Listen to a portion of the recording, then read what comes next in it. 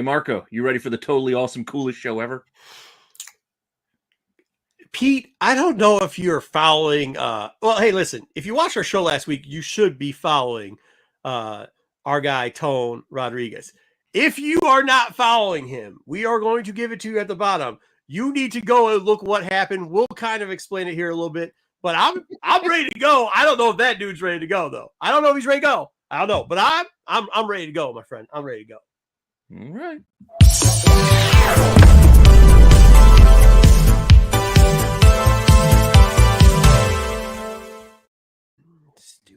Stupid Twitter.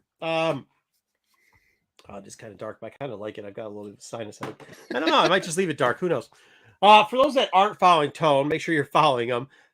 I talked last week about how he does these like hey Dan, what's going on? He does these internet things where he just starts talking and just rips off his head. Not to spoil it, but he got in a car to go to the con that he told you he was going to in LA. And then his car, and you've got to figure out why his car died in the middle of the road. He will tell you. It's one of the funniest things ever. And he sat in LA traffic while people are screaming at him to move his bleeping car, which is absolutely amazing. So make sure you're subscribed to Tone Rodriguez below. Make sure you go back a couple weeks or 5 days ago when he did the live stream of it. It's hilarious. And then he's actually about to talk about us, and he gets the phone call from AAA. So like it's funny. Make sure you turn in. Make sure you're hooking them up. Those boys, Tony Fleece and Tony Rodriguez, which stinks because I call Tony Tone and I call Tony and I call Tone. But both the double T's are starting their trip today. So if they're coming to one of your cities soon, and we'll probably cover some of their cities because I think they're going to Arizona in a little bit. Make sure you see it. Sarah, dude, are on the way to Vegas, I think right now. I know we're doing this backwards. Sarah, you sent me that, dude. The post that you sent me with C3PO knocking people out is absolutely hilarious, dude. The shit is funny, dude. That was hilarious. You sent me two, and I was laughing. The first one, I go, well, this second one can't be as good. And then the second one happened, and I was like, oh damn, dude, that's funny. Yeah, tone 6. All right, let's say hi. Crack on, Tommy Longbox. Have a great, awesome show. Cheers. Yep. There you go. Cheers. GTK Comics, thumbs up high. 4 Deadly Venoms in here early. Thumbs up. Is everything all right down there? I know the weather. Everybody says Florida, 4 Deadly Venoms, but it's been like that whole coast and everything else. Hopefully you're doing all right. Canadian Survivor. I checked it on AOA too. Don't matter. Yeah, that's what I heard. I heard he's I don't even believe he's truly in Florida, but I heard that he's got a bunch of alligators guarding his house. Yeah, well, you can get alligators anywhere. Out here in Michigan, I have a hard time to get myself an alligator right now. There's a famous story of an alligator where somebody had it in their house, in their basement, and they built an alligator pit down there. So, like, you can do it. You know. That one rookie on the Chiefs got an alligator, I think. The running back with the long blonde hair, Steele. I think he's got an alligator or something. Yeah, he looks like somebody who have an alligator. Yeah, he looks like an alligator. Yeah, right? He looks like a Florida man if I ever seen one. Dan the man, long time no see. Dan Smarco Dance entertain me. That's funny. Dan, are you going to be there on Thursday? What's up, Doug? Hey, there he is. What's up, gents? Hey guys, hope all is well. Look forward to another great show. Tony, getting antsy. Grumpy G. Yeah, I have a lot going on right now. What's that? You do? All right. Well, yeah. It's that time of the year for you.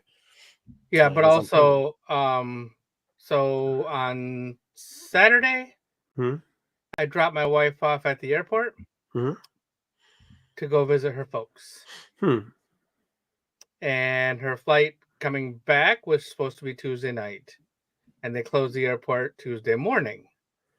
Oh. So she is currently there on the Gulf Coast, about, I don't know, half an hour south of Tampa area, southwest. Okay. So she's right there with her parents. Just, I guess the only advice I have is make sure she takes her clothes and her pickleball paddle. Right. Did you guys see that one? Some crazy lady. They're like, dude, there's all this stuff where you can take pictures of your family, stuff like that. She goes, oh, yeah, for sure. Definitely going to take stuff. I'm going to take my clothes and my pickleball paddle. Gotta have priorities. Yep. Florida man used to be a thing. Florida woman is just top notch with Florida man. I mean, it is just up there with Florida man at this point.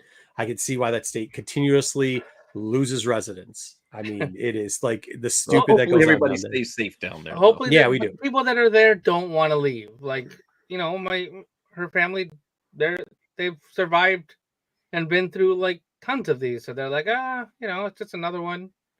I mean, I'm scared, but that's just me. They know what they're doing. I'm sure they know what they're income doing. tax. New York. That's Okay, all. for sure. No, but in Florida in general, they have lost 20% of their population over the last year because people have just had enough with. I mean, like if you've got insects and like there's literally for those people that don't know, we are joking. AOA had an alligator just like hissing at him and trying to get into his house. Like that did happen. Some of those numbers have to be inflated by all the retirees that moved down that way. No. Just in general that that's what I'm saying. In general, like some of those numbers, like well, they die. Is that what you're saying that they're dead? No, the people that from up north that moved down. Right, so now they're moving back. Yeah, they're moving. Oh, you're saying they're moving. I thought they're moving. No. Like 20. I think it was like they're losing. I think it was like the last 3/4, okay. 21% of the population moved. So, yeah, no, they're trying to get out there. But I mean, build your house on. This is just see, you're pissing me off. I just was at this meeting. I explained to you yesterday. I had to explain to a builder and to the damn city's like what the hell am I saying? The city's contractor guy, like 1 + 1 + 1 = 3, and you can't put 3 stories on the damn water. You just can't build it there. Like you're gonna put an impermeable surface on there, and then you're gonna put 3 stories. How's that gonna work? And I mean, I love visiting Florida. I love the Keys, but we almost bought a place at the Keys. One of the things we looked into 8 years ago was the floodplain and the insurance rates down there. And we said, well, if we're going to buy it, we want it close. And if we get it close, that thing's going to be in the water. And guess what? The house we almost bought does not exist anymore. So, I mean, what do you want? Like, you got to have some common sense, man. Just common fucking. I mean, I live off here. We have our setbacks. Don't build. I don't understand the people who buy property with the setbacks set there for a reason and then fight to try to get the setbacks moved. It's protecting yourself, idiots. It really is. And by the way, then my insurance goes up because you're a moron. You are a moron that built on a water plane and sink your damn house. Yeah. Now my insurance is going up because I don't have a house payment. The only thing I have to pay is insurance and taxes. That's it. I don't want to be paying any more insurance. Well, all right, that's you didn't buy that house. Well, this up here, they're doing the same shit. They're trying to build on, like they're trying to move. We have variances. Like I can't build on my actual. I have lakefront property. It's like 30 feet. I have to build 30 feet back from my property. I cannot build on that. So like, but there's people that are then putting porches that are extending 10 feet, and continuously doing dumb shit like that. So, well, if you were young and had befriended some beavers, you could have had some lake on property because the beavers live on the lake. Well, if I bought a place in Florida, I could be living in the lake. So there you go. That's a Friday night dad joke there, right for you. Dave, good. You're going to New York. That's cool. Frankie, howdy fellers. We're all set up. Bar Lord, hey all. Yeah, next week is New York, right? Yeah. Oh, Thursday next week is New York. We're going to cover a couple. Yeah, so that's one of the things we're going to do. We're going to cover a couple exclusives. And it's not like, hey, we're not going out there now. We're not just going over there and going like, look at this exclusive. It was like $100 and now it's $2. We're actually going to cover reasonable exclusives that people were talking about. Okay. And it's not going to be just 1 year. We're doing multiple years for you. We got about 10 or 11 there for you. So the boas and pythons in the swamp are the worst. But yeah, hey, Eric, here's the thing about that. I like to hunt stuff. So if I was down there, I'd be hunting snakes all day long. I mean, all day long. I have no problem with that. So I'm Billy like that. Anyone read whatever happened to the Master Blood and the Spider-Man Black? No, I didn't read Spider-Man Black Suit. Not today. We got a bunch of other books that we read though. I've heard that the iguanas are bad in Florida. Oh, well, when they fall asleep because of the temperatures and they hit you in the heads. Yeah, that sucks. Beavers like to stay what? Frankie, that was a good one. Hello, panel and chat. Hello, Kingdom of Nerds. Okay. I think we covered everybody and have enough talking about public policy on building on floodplains and stuff like that. So we should. Floodplains. The floodplains. Yep. We keep it interesting here on the tax. I had to hear some lady talk about how she didn't want a gas station built on her corner because she wanted to save the newts. I'm like, bitch, we're in Michigan. What are you talking about?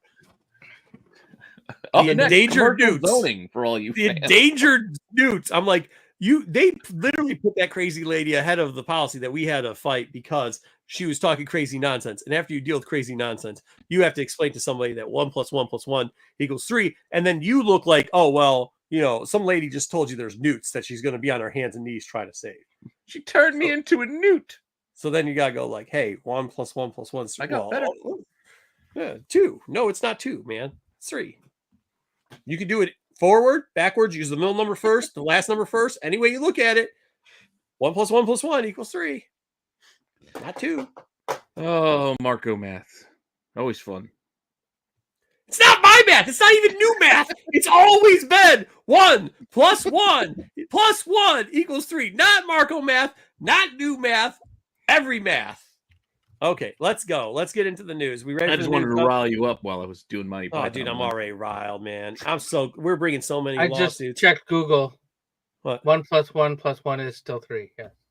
Thank you. What about we put parentheses? Dude, I should send you guys the video because I'm there, and the guy is literally the builders at the podium going, it's not really 3 stories, it's 2 stories. And I go, and you hear me in the back go, hey, I don't know where you learn math, but where I learn math, 1 + 1 + 1 = 3. It doesn't matter how you add it up. 1 story, and 1 story does not add 2. It = 3. And that ain't even new math. And the whole place fucking went wild. Like, even the guys that he paid off on the board were fucking shooting. The one guy shot water out of his nose, dude. It's hilarious, dude. They were Def Comedy jamming in the aisle. Dude, it was fucking wild, bro.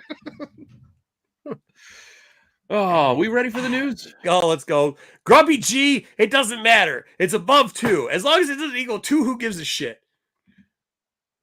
Yeah, exactly. All right, let me run the thing and we can get into it.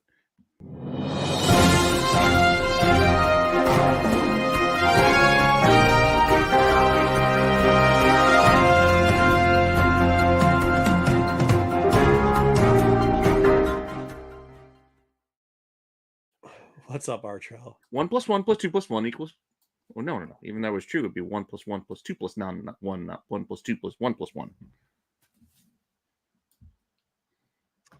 1.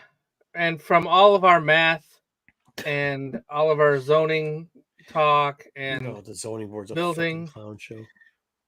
We're gonna move into a topic that's much more near and dear to comic fans. What is it? Well, after Is it 7 long years. Movie? Oh boy, let's see what it is. 7 long years. Oh my God! Rob Can't Liefeld wait. is finally returning. To My heart's all aflutter. There's not too many people that I hope every day when I wake up get hit by fucking cars and not get killed, but get like grossly disabled, and then like it's their fault, so they cannot sue whatever vehicle hit them. Well, there's definitely one. It's still pretty harsh. I just kind of hope that I thought he retired. Fuckhead, dude. I hope that every day somebody sees him and just spits in his face. Like, he retired from Deadpool. Huh? He retired from doing Deadpool. He should retire from life, dude. He's not good at it. That's what the article had actually said. He retired from Deadpool. So I don't know why people give this guy any attention. And why does it look like he's taking a high school, like one of the grade school pics there? Like, what's that background? Is that hive for the like blue hive background? The hexagon. It's hexagon. bees. Maybe it's the bees. So Image will also, besides this new series, Image will also be publishing Youngblood Vault Edition, high resolution scans of the original art from '92, and a deluxe oversized hardcover, and then there'll be a facsimile edition of Youngblood #1, timed to hit in April, which is the month that the original book launched in 1992, just in time for the 32nd anniversary of Youngblood. Here's the thing. Hold on, 30 seconds. Hold on. First off, he can fuck off. Who cares what he says? This is all 30 seconds. We're I wasn't celebrating listening to a word. 32nd year anniversaries now. I wasn't even listening to a word you're saying. What I'm hearing here is, Dub, Pete, you guys know me pretty decently well. Dub probably a little bit better. What would you say, just in the time you've known me, which is probably how many years now? 4 or 5 years, Dub? At least, yeah. What have I been to? Like 100 cons over that period of time? Set up in a bunch. Yeah. Yeah. You know what I've never heard? Oh, fuck. Man, I wish Rob Liefeld was here so I could get a signature or buy a piece of his artwork. Hey, do you have any Rob Liefeld books? I've heard McFarlane. I've heard like everybody, Scotty, anybody. Name them. I've probably heard it. The one person I've never fucking heard in my life is this shitbag. Okay. And once again, if I have to retell the story, I will. I know for a fact he was going around to local LCSs right after COVID opened up, under the guise that a lot of other artists were, just like our boys Tone and Tone are doing right now. Hey, we're going to get back to the LCSs. He went to an LCS owner, smiled in his face. Obviously, it wasn't a draw because not a lot of people came out. He turned around and said to somebody, this fucking guy is a piece of shit loser. He should have advertised me better. Maybe people would have showed up. Dude, do work that people fucking want. Nobody wants this shit. I've never in the fucking 40 years I've been in comics, literally heard anybody go, damn, I want me some Liefeld art. Never. Damn. The only time somebody goes, you got the Liefeld book is when they want to laugh at it. You know, fuck this guy. Fuck his arrogance. His only buddy who used to protect him, McFarlane now too, is on a fuck you tour towards him. Excuse my language. I'm not trying to drop that many F-bombs this early, but I don't know whatever else to say about this button-up jean pansy ass bitch. But he is the definition of what's wrong with comics. This piece of shit right here. He takes all the credit for products that he didn't create. He tries to lie and act like we're too stupid to realize that he traced. Hey, we saw it before. He traced the main character that he says he loves because in the picture that he traced, the feet were buried. No wonder he can't draw feet. He couldn't fucking trace it off the cover. But when you see Deathstroke, dude, like, we get it. Oh, I've been told upstairs that too many F-bombs. Okay. All right. But my point is a little bit too loud in the house. A little too loud in the house. But yeah, Dub, screw you. Bruce was our HR guy. Dude, screw you for putting this guy in here. Huh? Marco, yes, there are you're 30% over the limited number of F-bombs allowed. So it was just a loud F-bomb. She said too many F-bombs. 1 + 1 + 1. Got the windows open. Got the windows open. That's going all through the whole neighborhood. Everybody's texting to make sure I'm doing all right. But yeah, I mean, this guy really is a piece of shit human being. Like, you know, I mean, there's jerks, like, and there's weirdos. I was just talking to somebody today about they called me up, they asked me some advice with a certain creator, and I said, hey, listen, you have to understand that some of these creators, they're different, right? They're artists. You can give them a little bit of a buy. Some of them don't mean well. I would address it this way. I would do something like that. You know, we brought up the other day Sudan, and I know people don't like him sometimes because of the way he is, but you know what you're going to get for him, right? Like, you know what you're going to get from that dude. You can expect it. You know what you can get from this guy? A two-faced bitch. That's what you're going to get. So fuck this guy. Fuck Youngbloods. As many times we've done this show, many times, you and I are on different sides of the fence. But today... Oh, you're right. And when you're right, you're right. And you're always right. Yeah, I mean, I know I over-exaggerate sometimes, but this is not an over-exaggeration. This guy is really... There is scumbags. I'm not going to say there's not scumbags in the comic book industry. Like, all through resales and everything else. There is. But it's usually a low percentage. It's usually probably 5% or less. But he's the king of that. He's the king of shitbaggery. Well, yeah, no, I mean, it's not just I don't care for his art. It's nothing about that. It's like you said, it's telling the story about the LCS, or it's I'll sign that book, but I'm going to charge more for signing this book as opposed to this book. Yeah. Because one reason or another, who gives a shit? It's just, he's a piece of shit. It's just, it just makes you feel unclean. Yeah. All right, we got to laugh. What's up, Zaggy? Bar Lord, good to see you. Hey, Matthew, sorry. Marco could have wish. Oh, there's Bruce. What? Who gives a shit about carpal tunnel with this guy? He can't draw fucking anyways. What's the difference if he gets it or not? I mean, what are you talking about here? I mean, I don't know. Facsimile's garbage. Yep, I agree. We can get him to draw feet with his feet. Oh my god. What? Let the feet roll out. What's up to here? See, like this gets it. Yeah, I mean, hey, listen, Jesus, I just screwed this name up. Andreas. I mean, yeah, I get it. You guys walked into a shitstorm, but like this is a setup from Dub too. He knew how this was going to go down. Oh, you really? Well, some people who Matthew, get one person, please get a person, get somebody. Well, he obviously has fans. I don't know who these people are. Where? But where, Dub? I've seen the guy before. Unless it's like, I don't know who's buying his stuff on his streams. People are buying it. Who? He's blocked more people. Okay, hold on. First off, he's blocked more people than buy shit on his streams. And he's blocked people for shit. And hey, man, I'm the first guy to tell you, you have the right to block whoever the fuck you want. It's your shit. You can block whoever you want for whatever reason. They don't have to live in your house. That's your house. You can do what you want. But he's blocked people for asking legitimate questions like, yo, man, hey, I was just thinking, did you think about doing this with the cover? Blocked for that. He's going on and watching other people's shit. If they say something, he blocks it. Nope. Yeah, absolutely. I mean, this is just garbage in, garbage out, and he is a garbage human being. So hopefully he's garbage out sooner than later. I don't need a Snickers. Thank you very much. What am I doing? I'm going Hulk Loki. Blocked for.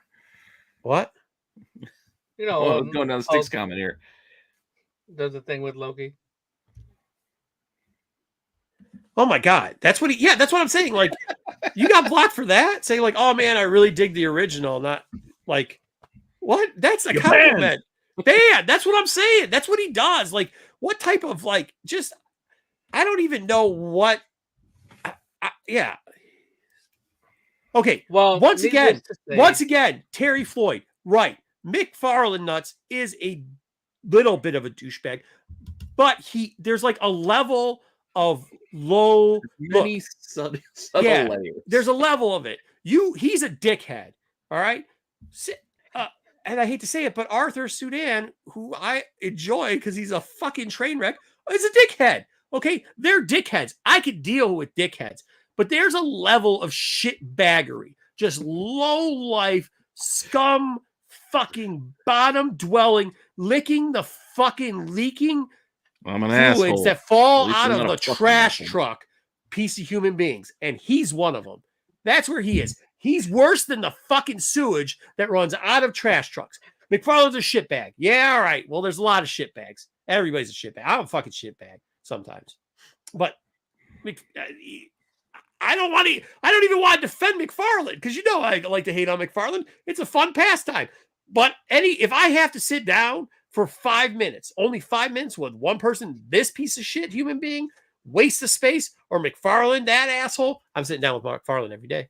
You just watch your mouth, mister. Don't clip that. Don't you dare clip that. I don't want to see anything like that. Oh, all right. He has too much free time, so somebody should take care of that for him. All right, well, let's move on. I think we've got it all out of the way. I think we've covered this topic. Yeah, exactly. Now let's move on to some other weirdos. We're going to put the Festivus poll away. You've aired your grievances. Well, no, he's going to do it twice now. He's going to do it twice now. He's going to do it twice now. What the shit? Well, it's time to talk about the box office. I'm not doing anything. I'm just bringing you what's happening and what the news is. Oh, yeah, sure you are. The number one movie in America. Would you like to guess? I didn't let you guess last week, and I apologize. Would you like to guess this week's movie? Okay, there's 2 new movies this year. What's that weird horror film that all the slap nuts like? I don't know if that's because they said it's extra gory. I think it's next week. Oh no, that's not out yet fully. It's coming. It was a previews. Might have been limited. I'm just gonna go with this because I just cannot do. I mean, I know it's probably Joker, but I just will hate that if it is. I would hope in my dreams that the robot beat him. Me too, Marco. Me too. Limping through, I still think Joker takes it. I think I could suck my dick. Number one movie in America with $37 million. It's Bozo the Clown. Another $75 million internationally for a total of $112 million on a budget of $200 million. Needless That's to not counting say, promotion, which we've seen plenty of commercials. Marketing is not included. Warner Brothers folks are shocked that this movie is not. Why? Yeah, well, they are. What? They're what? I'm sorry. I They're don't who? understand the shock. Like, read the they're room, surprised. fellas. Well, I think we've been saying it for months, almost a year now. Like, nobody wants this, and then even more room. No, Cosmic did. Cosmic Well, one they put wanted Harley it, in and now look, he's saying and it's going to be disappointing. Gaga, and this is going to be a musical. We don't want that. Yeah, we're going to do it. Mm-hmm. Wild Robot did put in a respectable 18.9 million. Good job, Wild Robot. Look at Beetlejuice too. Beetlejuice hanging in there with another 10. Transformers. Hey, I'm telling you guys, pay-per-view Transformer 1, pay-on you guys, pay-per-view. we're going to review it again when it comes out on Netflix or whatever, so the rest of the boys can see it. I'm telling you, if you want to see something, I wouldn't suggest spending the fucking $100 you have to do to go to the movie theaters anymore, but it is worth it, and it's really cool in the movie theaters. It really What's is, that? man. Transformers 1. Oh, Yeah. I would, but my son wants to go visit my parents this weekend, so he didn't want to hang out with us. Wild Robots is dope. Visit It's his good, grandparents. dude. It's Get good, bought dude. stuff. It's good. I have heard a lot of good stuff about Transformers 1 and from some diehard folks too that are like, like hardcore fans that are still like, oh, this is actually really good, and you liked it. I'll tell you this. I was going in. to- Hey, by the way, I was drinking the Haterade going in. The only reason I went was because of the kids. Because I was Right, like, this is some bullshit. You're going to redo the origin stories pretty much of Transformers. Mhm. And they didn't really. I mean, We'll they save did. it. They We'll didn't. save it. We'll do it when it comes to streaming. Yeah, but well, I mean, we already Yeah. did it. But yeah, I mean, like it Yeah, was. I know. I mean, I'm telling you, like I'm pushing for people to watch that movie. It was good, and I actually like the idea they did behind it. This is something we've talked about many times. Like we can do nostalgia and come up with different parts of the storyline. We're gonna read a book on Batman. Guess what? His dad dies again. Big surprise. Like there's a way you can tell or origin story or retelling. A retelling of a story and not have to get into that point. And that's what they did with Transformers, and they did a hell of a good job. These are the projects we should be supporting over Lava Duke these nuts. Whatever the fuck the Joker thing's called. I don't speak French. Oui. Moving on a little bit. Yeah, me too, really. Dan. Me too. Drop the deuce. So part of the problem was this guy, Todd Phillips, Thank you, Archel. wanted nothing to do with DC. And instead of going to James Gunn and Peter Safran, who are like the new heads of DC, he would go around them and go directly to Warner Brothers people, and pretty much he would get whatever he wanted. They wanted him to film it in London, but no, he wanted to film in LA. They wanted him to do different things. Well, he made $1 billion with the first none one, of it. so he Right. got to do what he got to do and say what Pay he the wanted. man his money. Way to kill a So franchise. the end of this movie, this was. Where's Old School 2? So I will tell you, I did see this movie. I was one of the people who went and saw it this last Wait, are week. we reviewing it later and take it or leave it or no? I didn't put it in there because I didn't know anybody saw it. So what I will tell you is that it felt like a movie that was made by a guy who didn't really want to make a movie, but he got a bunch of money, so he made a movie. That's kind of what I got out of the movie. It sounds like somebody farted for 2 minutes straight. You're really personally. selling me on this. Oh, I'm just telling you what I said. Hey, I mean, like, listen, when you don't gotta, when you call it, you don't have to say you called it. Yeah, I mean, I don't think that's had a lot going in, but yeah. Well, hey, here you go though. If the estimates started dropping like week at like this was. He can tell you this. It made almost 100 million when it first came out. Then they're like, well, this one might make. Even when we were talking, we were throwing out numbers. Remember, we all guessed what we thought it was going to make opening weekend. We were still saying 70, 60 something. Well, here's the other thing. Here's the other thing too. Like, we did catch some heat on this channel because we were saying like this is not going to be good, and people were saying we're hating. Okay, well, it's like, oh, the first Joker was awesome. Was it? Best movie ever. This is going to be legendary. You guys are out of your shit. You don't know what you're talking about. Okay. It's all right. Okay. Anyway, let's move on to some other movie news. So video games have been, kind of on a thing with movies and TV shows and such. So Universal is going to make a movie about Shinobi. Yeah. Wait, time out. About Shinobi, about the game, or they're going to make a Shinobi movie?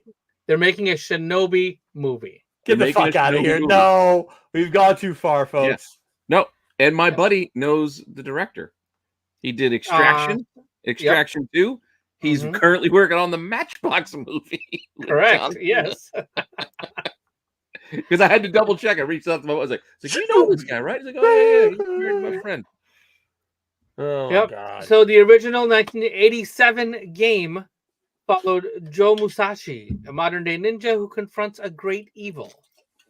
Shinobi series had like 14 games, including one that came out in They are going to put a white dude in 2023. it, huh? Okay. So we don't know if they are, but it's just that's the choice. story, and you could do anything with that, right? I mean, Yeah, I guess you could. Yeah. like you said, put the name Shinobi on it, and you can make it say anything. I you think want. that has. I think the Frogger movie was done already. I will tell you this, though. Seinfeld episode, at least. I will tell you this. I did not think that like, what's the one with the clown with the cars? Not Death Race, but Twisted Metal. yeah, I didn't think Twisted Metal was gonna be good. I enjoyed. I still haven't watched that. I enjoyed that shit a lot. I heard it was good. Yeah, I still haven't checked it out. So like, I mean, like, because what were you gonna do with that? But they did something with it, and it turned out good. Yeah. Unlike Yeah, Borderlands, it's gonna be American Shinobi. Yeah. Yeah, and Extraction was like the #1 movie on Netflix for a while, and the second one did really well. What was Extraction about? That was the Hemsworth one. Hemsworth on Netflix. No, it was Extraction period. I don't know what that was. I didn't see it. Yeah, I it just was know it did really well. the Thor movie. Well, Thor was in it. It was on Netflix. He was like a military. Was that based off of something? I don't think so. No. Oh, okay. Sorry. Yeah, no. It was just, but like Dub said, it was pretty popular. Like a lot of people watched it. It warranted a sequel. Oh, fair. Oh, that's the okay. Now I see what you're saying. Oh, his action. Yeah, his action did well. Yep. So Fandango, have you heard of Fandango? It's like a way to buy I have tickets and such. Yeah. Oh, we got somebody in the house. Hey, are you gonna try to defend that piece of shit Joker movie? Whoa. Or Rob Liefeld? Which one are you gonna hammer for trying to defend this? What's up, my guys? What's up? No, I'm not defending that Joker movie. It was the worst. But I'm here for the comics and the Batman and the DC. Yeah, well, we got time. That's why I'm here. And to hang on my guys. How we doing? We'll get into that smoke in a little bit too. So make sure you're ready. I'm Strap ready. it in. What's up, brother? I appreciate you. Good to see you. Hey, wait, what's going on? You finally got some bling around your what happened? Oh, I figured that. No, you finally got a promotion, so you bought yourself your first starter chain there, or what? Listen. Yeah, a little something. That library money's different in Colorado than in Arizona, huh? Where they can actually read. You get paid just on the starter kit. Listen, right. I wear it close sometimes in Arizona to watch it, but I can let it out a little bit here. That's all. All right, let's get shit. All right, so for a monthly $9.99 monthly fee, members will receive a $10 movie ticket promo code and waive convenience fees on all ticket purchases. And new members who sign up will get a 7-day free trial and then get 2 free movie tickets to join. What? So you got to pay $10 a month to get in the fan club, but you get $10 worth of movie Is credits. this a CGC membership? Yeah, it seems like it. So we're gonna give you a credit for the cost of the membership. You just gotta spend that shit here. Yeah, I mean, I don't. Oh, we lost Corbin already. Corbin fucking went out. He had to take the chain off. So he was borrowing it from somebody. Here's the deal. I don't really buy from Fandango. Only when they give us they used to try to give us. I used to get gift cards like at Christmas. Yeah, I got cards, but I don't pay a fee anyways because I just always walk in and do the thing in the screen. You don't have to do it anymore. They're empty all the time. So that is true. Yeah, like theaters, you don't depending have on what you're gonna go see, right? Exactly. Screenings anymore. I know Fandango also. Go ahead. Fandango does a home streaming thing as well. I just know I've seen it. Fandango at home. Yeah, I think AMC has it too, but I'm like, who's gonna use that? That's I don't know. I ain't really gonna touch that. Anyway, if you buy your tickets online and you want to do this, you can definitely look into this Fandango fan club thing. All right, you got We it. got an exclusive AMC Stubbs membership. You're like, oh shit! I had Can't some be more on here jokes. talking this Fandango nonsense. You're All muted, right. Corbin. I had some more jokes, but I'm gonna let it slide right now. We're gonna give you a waiver on that one. I had some more, but I'm gonna let it slide. I'm gonna let it go. I'm not gonna do it. I'll give you a break. Black Spiders, what's up, everyone? What's up, Black Spiders? Cool. Corbin, did you know that the Batman '89 universe is still alive and well? Functioning. Yeah. Well, I thought it was Batman Resurrection, yes, a sequel to the 1989 movie. So we're gonna just skip over Batman Returns. Hey, I know. And just I sequel know that this name. original movie. Mm-hmm. Which name? John Jackson Miller? John Jackson Miller. He's the guy that he's did writing the book. Well, he's also done a lot of Star Wars stuff and Done a shit ton of Star Wars. Talks to him all the time. He was at Motor City a couple of years, like last year. He created Revan. A rave, yeah. Oh, that he did. So this is And being called a duology. Yeah, undercut. So basically, two books. The first one, which will be released on October 15th, so like in about a week. Mm-hmm. And after Joker's death, from the spoiler alert, from the original 1989 Batman movie, you know, Batman and Gotham City are facing a new threat. What? And only the Dark Knight can save the day. Nicholson didn't make it out. All right. There's gonna be a lot of nipples in that book. Yes, nipples. No, this was pre-nipples. This was pre-nipple suits. This was pre-nipples. Oh yeah, Schumacher brought the nipples. This is where you wore them bare. Yeah. He just couldn't turn his head, right? This is I can't turn my head. I got to. And Which Prince. is good because that means that undoes the Batman death of the Flash. You know. Oh, Sort of. Yeah, sort of. I'm not going to be mad at the Prince though. No, Bring yeah, more Prince in our lives. Bring any more Prince is all good. Maybe So some before I pancakes, move on to Prince the and next story, basketball. it's got a live update about 20 minutes ago. They have lost power in my wife has lost power down. Oh man! So Do I need to call somebody to get her out of there or what? I don't know, man. I tried, but it's this long story. All right.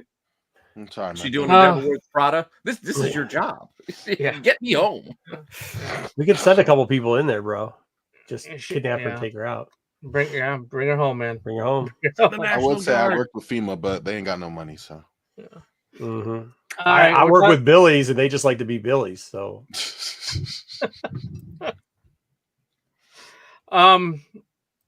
So New York Comic Con is next weekend.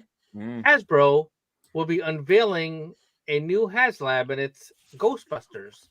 theme. So wait, the they thing already with the did it. Ghostbusters They already one- do. They already do HasLab for Ghostbusters.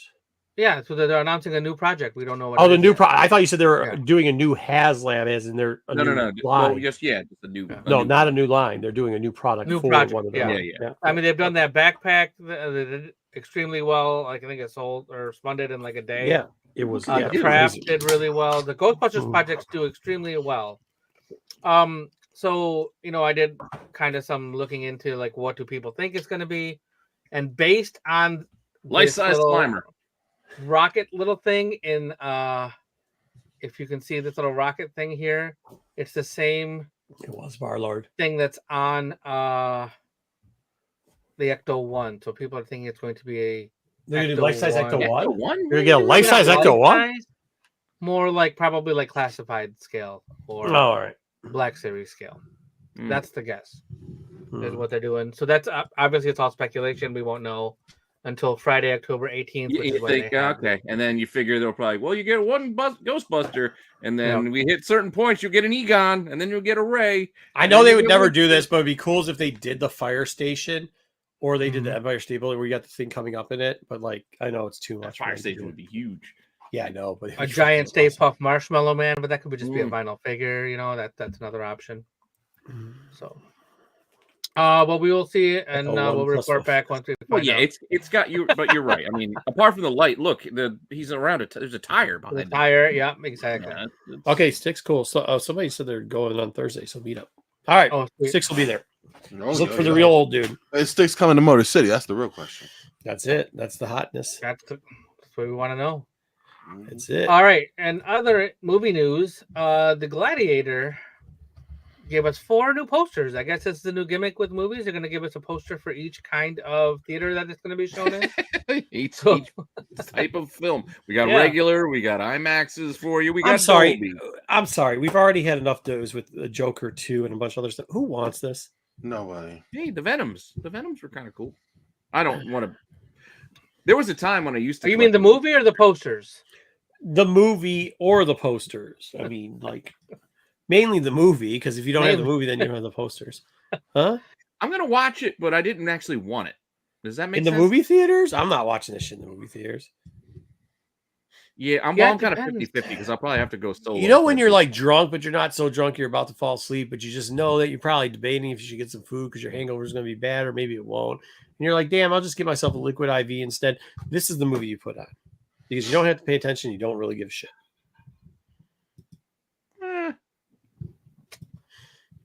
Got Denzel in it though.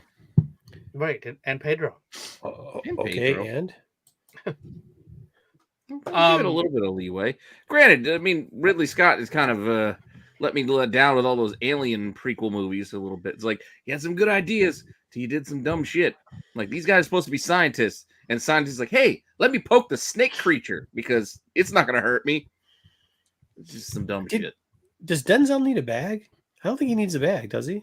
No, but that's what I mean. It might be good then. He's doing it for the love of the game. Yeah. There you go. Nobody's doing this shit for the love of the game. Oh, come on, Marco. Have some It's not really for the money. I mean, Gladiator 2 for the love of the game. That's what I'm saying. Nobody was No, banging I'm down saying doors Denzel's in it asking for for love of the this. game. So I'll give it I the don't benefit know. of the doubt. Like it's probably going to be a fun action movie to watch. Probably not one that you do you think this see in theaters. I hate to say this, but do you think that Denzel thinks because Morgan Freeman decided to play the thing in Robin Hood that will get him a shot at being God?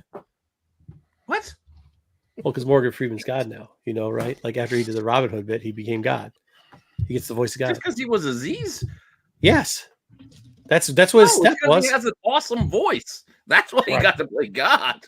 Yeah, I'm just Have saying. you heard Morgan Freeman speak? This is a terrible idea of a movie, is all I'm saying. I've heard him speak. Will this he calling movie, he got shit on me. For God. It's the will voice. this movie make more or less money than Joker in its opening weekend? More. Less. Oh, I mean, the bar is the floor for anything passing the Joker. Higher. So more. Higher. We're playing card sharks now. I am Higher. 100% Hey, lock this down. What do we do internationally? 110? We're talking internationally, all over 110, right? Yeah, that's I fine. think so, yeah. I'll take your international bet. Less. Who's draw? In the No, first I mean, week. like, no offense. Like, dude, I love Denzel, and all of his projects have been good. You are right on that. Like every single one, including Ring of Fire, which I thoroughly enjoyed also. But what I'm asking you is, who's the draw? There ain't no Rock in here that you're like, oh wow, 40 million people just showed up for the Rock.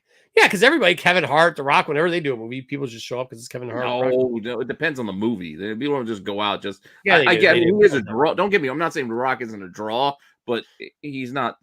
Walking tall is not breaking. But what I'm also saying is, like, what's Denzel's part in this? I mean, what is they? I mean, I think he plays a senator. That's what you want to see. You don't want to see Denzel and Senator. You want to see him as the lead, right? Well, he's not the draw. Like we're talking about the Mandalorian here. Yeah, Joel, he's off to the side. the Right. rest of us.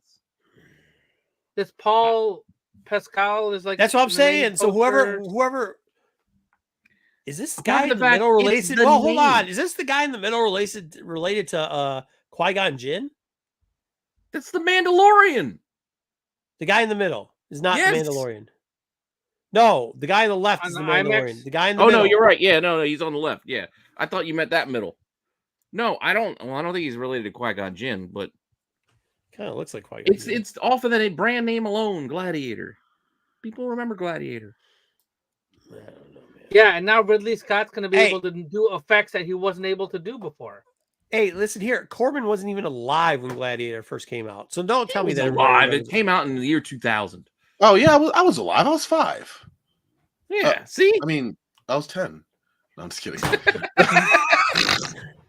I knew he he was was 5. around. That's all that matters. Oh, he's the bad guy. What we do What's in up, life Curtis? echoes in eternity. Curtis, you can't tell me you want to go see this movie though. Well, that's a different question. You didn't ask me that. You just asked me if it's going to make more than Joker. I think this That's is what probably I asked. $1.50 Yep. Will it in make more than Joker? I think this No, is it's coming out on domestic Black 50. Friday. Hold on now. Right. Hold This on is now. Thanksgiving week as well. Hold on now. Well, I'd have to see the lineup. As of right now, if it was apples to apples, I'd say no. It's got a little bit of a pump now because it's coming out on Thanksgiving weekend. You just However, haven't seen the marketing press because it's not time yet. We still got over a month to go. Well, let's ask ourselves the week before it comes out. Can we note that down, Dub? Note that down. Absolutely. We would like to ask ourselves right before it comes out. Right before it comes out, we can give a better guess. But I'm saying right now, it's around 50. I'm right there with you. Right now, it will definitely beat Joker for opening weekend based on right now. Mm-hmm. I'm gonna go early in on the put my $5 down now for better odds.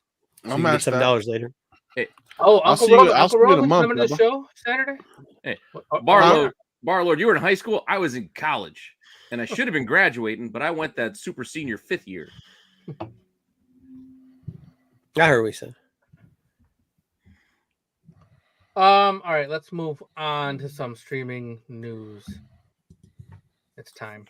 The C-Battle would only be interesting if it was during 300, not during Gladiator 2. Oh, don't even talk about 300. I don't want any more of that shit either. Well, no, because of what happened. Like, that's how they ended up beating him, was the action of why the 300 were standing was there was so that the naval fleet could come through.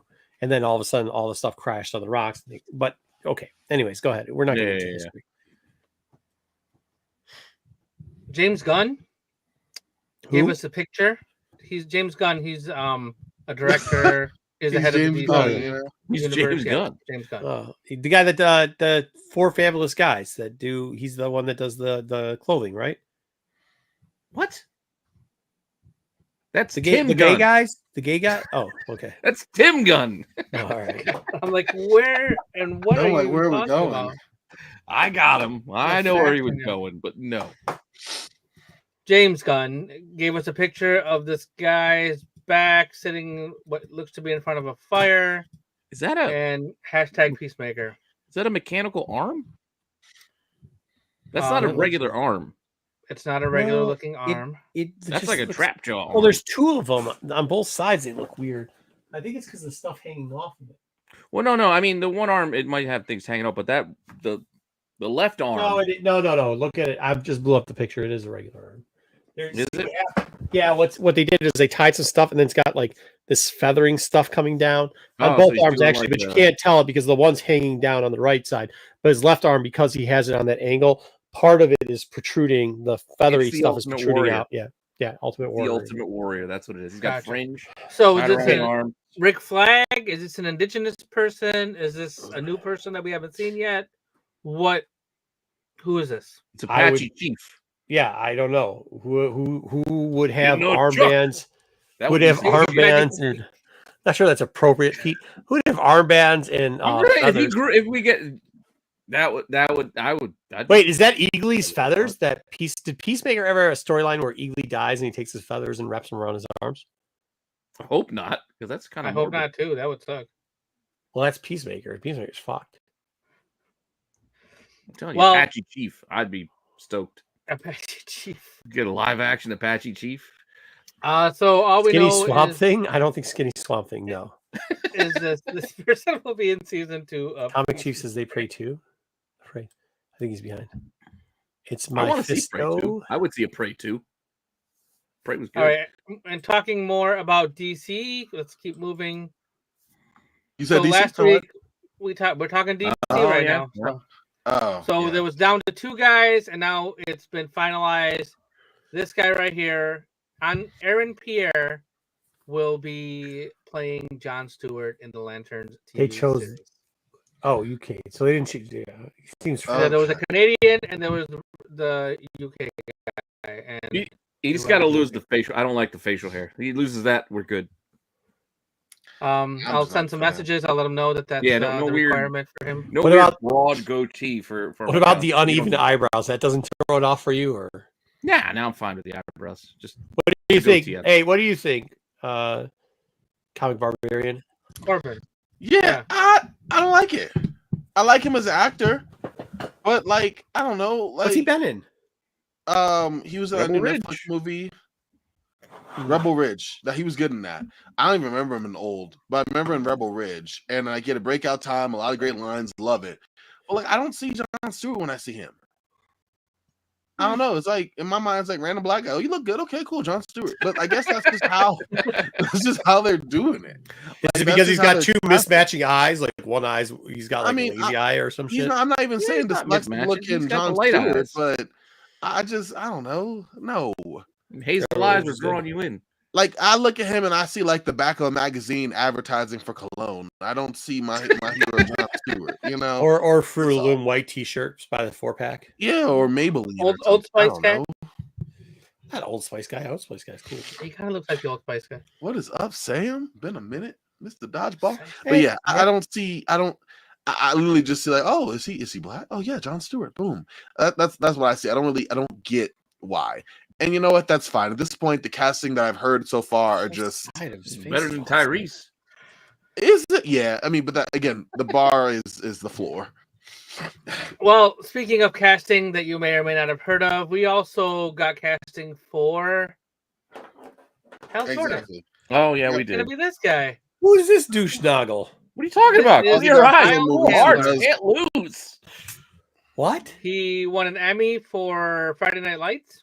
Friday Night Lights. He's the dad in the Godzilla movies. Yeah. Oh yeah. So. Yeah. He's that the happened. brother in Game Night. Mid sentence, he fell off. All right. The dad in the Godzilla movies. Yeah, see, I didn't see that Godzilla movie. I mean, he was in all of them. Yeah. He was the one that you watch the sick Godzilla action scenes, and he's like, now it's time for the humans to join the fight. And you roll your eyes. He's that guy. Yeah, what I say, douche snoggle. So why do we have a douche snoggle playing this? No, he's good. Casting you leave Kyle Chandler alone. You leave Coach Eric. No, I'm gonna listen to the younger person on the show. That's also younger person didn't watch Coach Eric Taylor. No, maybe I don't have the appreciation you do. I will give you that, my friend. I will. But like that was like what 10, 15 years ago. It was long. Like time marches on. Yeah, no time. Old ball motherfucker. It's an older Hal 59.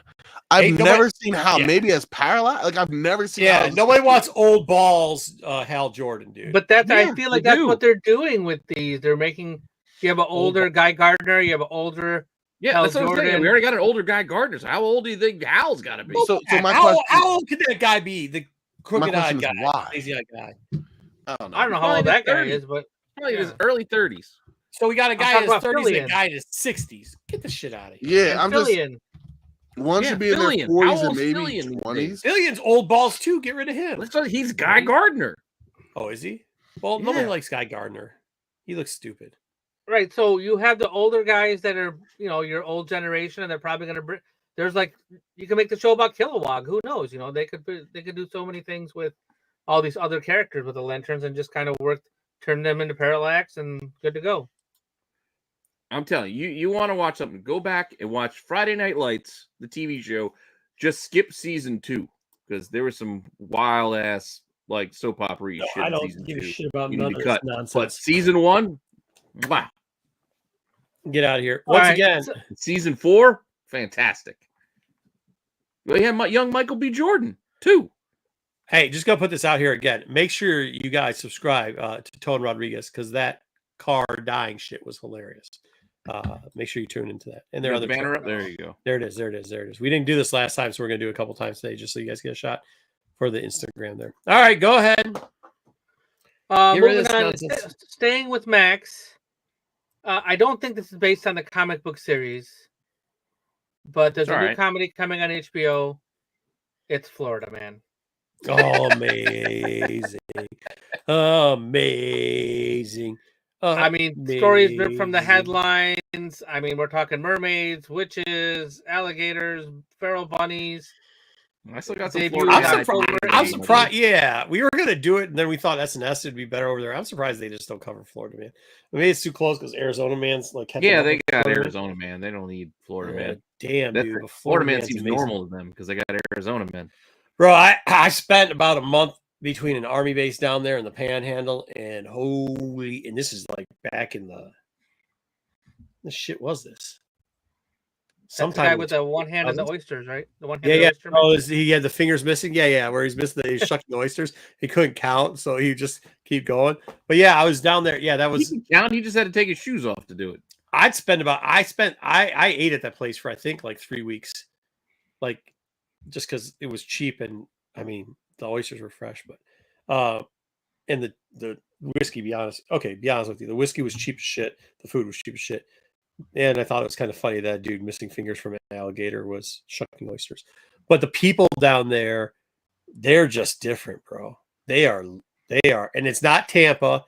I mean, everybody in Florida is different, but those people there, the Panhandle, they're real different, bro. All right, screw it. In honor of Florida, man, I'm going to give some memberships. There you go. Good job. Oh, Give some dang. memberships. There you go. All right. Well, this is good. I'm into this. Can't wait.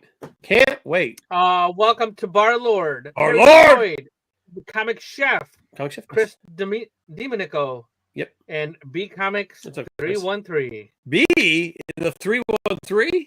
B in the 313. Yep. I just talked to him. He's doing all right. I haven't seen him in a while. Good. It's random. I would have picked your Bar Lord if I could, but it is random. No, he got it. Bar Lord I know he got it, but I'm saying I didn't. Oh. I didn't pick it. Yeah, Bar Lord was in my my popcorn show over Did on we just see Former. a second ago too? Who else was in here? I thought I saw some. I don't even know. My head's going crazy. Yeah. Also, go check out my popcorn bucket show over on my other channel. Terminator Zero? Terminator Zero Season 2. That is the smallest seems like it's been ever. confirmed. It's the smallest what? Pistol. Look at the tiny little thing. Oh, yeah. Put that little shit away. So social media account from Netflix Latin America, Latino Americano. Latino America posted Season 2 in English and quickly deleted the post on the Twitter. So now everybody thinks, well, I don't know if it's everybody.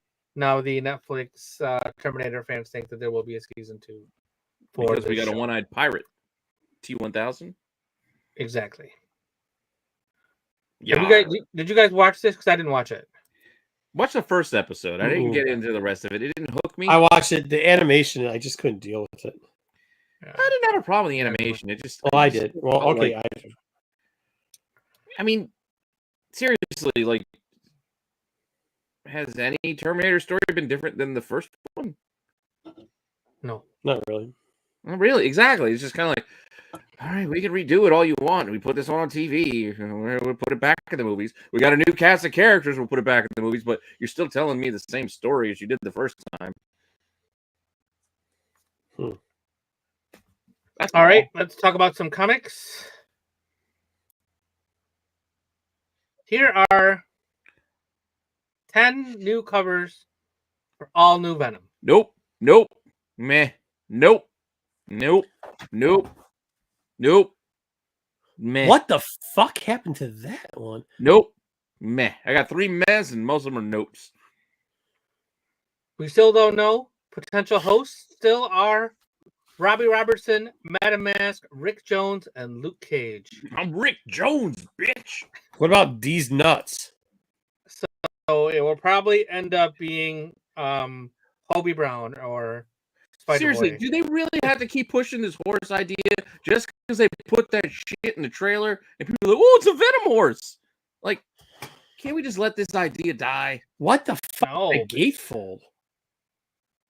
That's like one of those wraparound, shitty gatefolds. Remember when they did those with the morphin face? No, I think it's just a wrap. It's a Yeah, but it's got full- that wonky morphin face thing they did a couple years ago. I didn't care for that either. I don't know. It looks stupid. It's all wonky. I agree. I don't like who did the first one? I'm not sure. I didn't record all of the And artists. who's the 1, 2, 3, 4, top row farther right? What the fuck is that? No, the only one in the That's, top row is the middle one, and that's just okay at best. It's generic. We've seen it. It's That top right is the Marvel Capcom one. The artist from Street Fighter. Is it? did that. Okay. That's what that's What about supposed to be? center middle? Because That's shit. no, that's just generic Venom No, jumping. no. I'm talking about the shit is the Capcom one shit. No, that one's Which one down. did you Compared to the like? rest, it's fine. It's not great. Oh, man. I I don't think he said he liked any of No, them. I bottom, really like bottom- any no, of I mean, Yeah. I said which ones did you think was all right? I guess the one that just got the logo is okay, and the one down. No, the logo is shit. Don't fuck. Come on, man. We buy compared to the rest. It's well, that's what I'm saying. We buy comic start books. off with the one Why? on the left. Start off This the one on the left. This isn't a dust jacket for a novel. We want comic art. I don't want a goddamn logo or a goddamn just.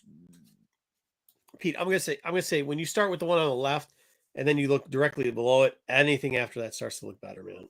All right, get off these fucking shit books. No, it's giving me a headache.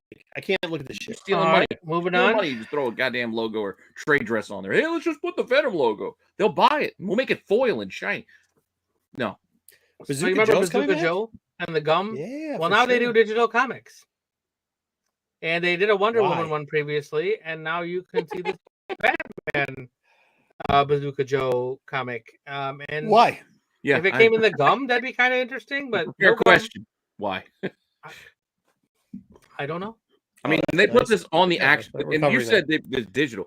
Who gives a shit? I don't need to read Bazooka Joe digitally. You still give me a piece of gum. I'm going to read it because I need something to do while I start to chew that hard as rock shit gum that I need my saliva to kind of and by the time you energize it, so it gives me something to do so I don't break my teeth. And by the time you finish reading the comic, your flavor's gone. No, hold on, time out. If you're going to choose Bazooka Joe gum, then of course you're going to read the comics. Yeah, because the comic there is way better than Bazooka Joe gum. But there's porn on the internet, so that's way fuck better. Than that's what I'm saying. I'm just saying. You're not going to pop a little wedge of Bazooka Joe in your mouth and go on your phone to bring up the online comic. You're not going to care. Well, yeah, if you have a phone, you're not buying Bazooka Joe gum. The shit was terrible. If you you're just, there you go. The decision making that's happening with the WBDC, all of that is definitely questionable. Well, yeah, they gave money to AEW. Gave money to AEW. All right, moving on. Dude, hey, do you even ask him, Corbin? Do you even know what Bazooka Joe gum is? Say it again. Yeah, that's enough. Exactly. Bazooka, right on. Bazooka Joe gum. You never had to eat any of that shit, did you? No, is it food? Yeah. No, it's not even gum, really. What it is a hard rock that they trick kids into trying to chew.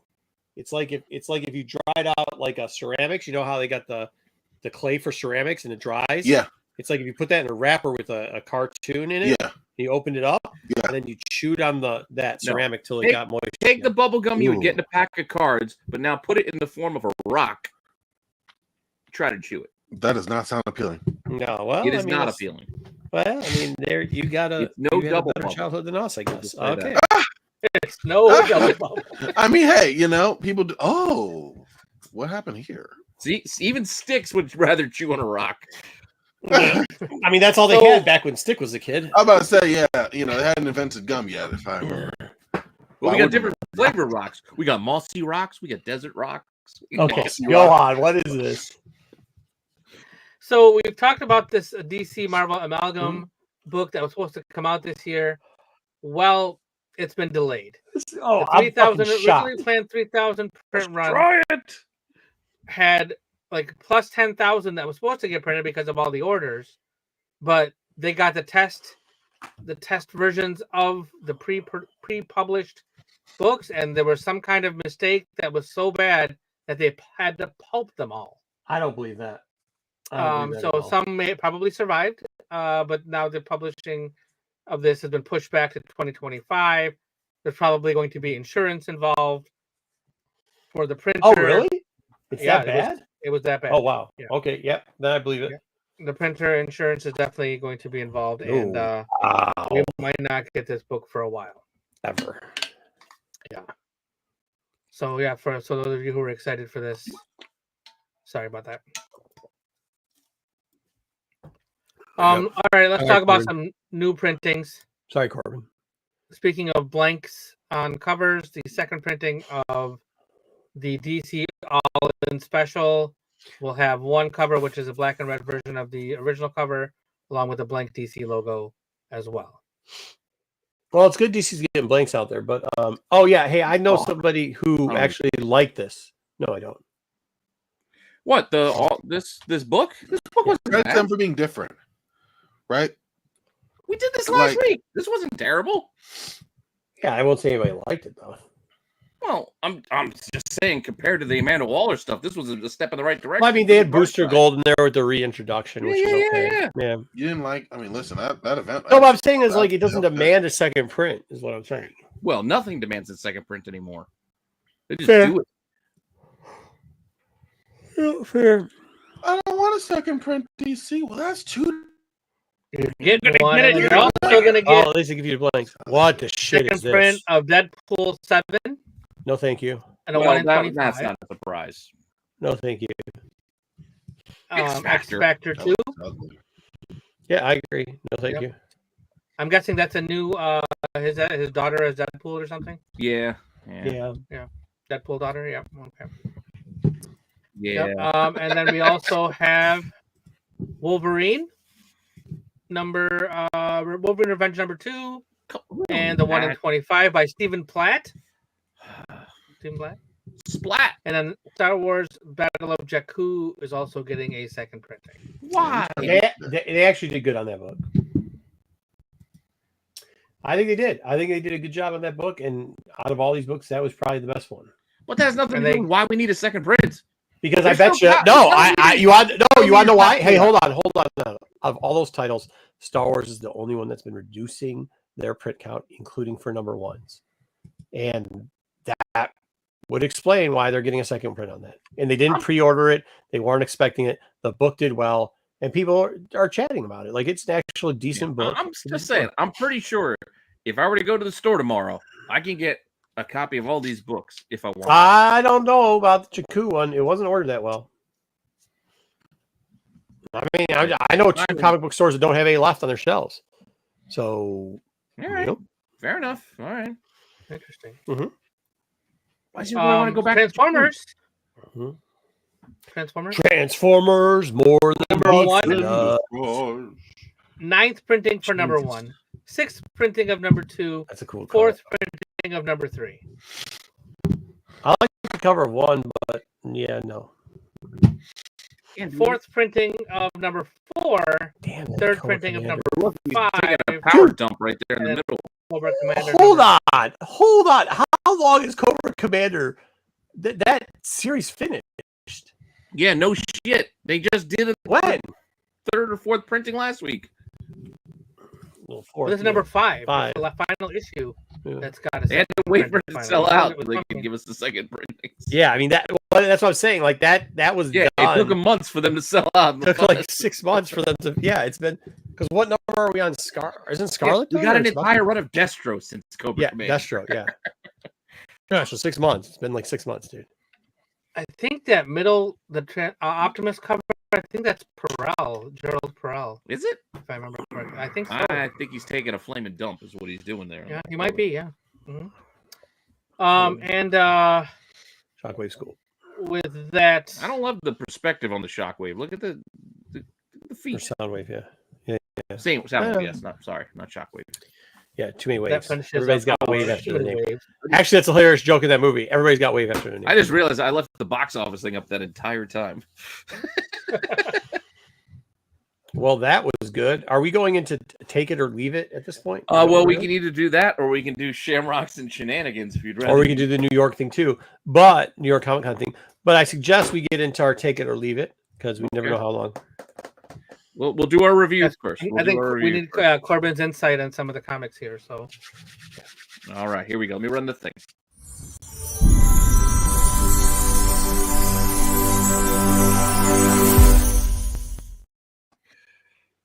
All right.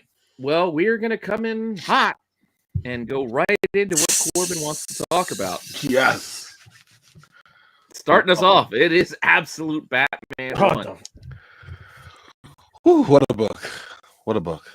You want to start us off, or do you want me to talk about how that? No. Let it go. Hey, hold on. man's He's taping here. rules. A man's here. Let him try to I bullshit think- out this donkey fuck. Listen. It's a masterpiece of a book, y'all. You know, like Scott Snyder, back at the top of his game. You know, like he never left, honestly. No, okay, if we're being real, I enjoyed the book. I can't say I did not. I thought it was an interesting look. I like that it is going in a bold, different direction. I think between Scott Snyder and Nick Dragotta, it's something that we haven't seen before. With that being said, I don't know. I feel like they tried. I didn't like the ending because I felt like you were just now like having you believe this universe, right? Like, let me build up to this ultimate baddie who, like, I'm not gonna let spoilers out or anything, but we all know. I'm sure y'all know, and I didn't even say it, right? But I did like that it was an interesting character. Like, he's a normal dude. Like, I didn't think that was gonna pass off really well, especially being this hulking dude.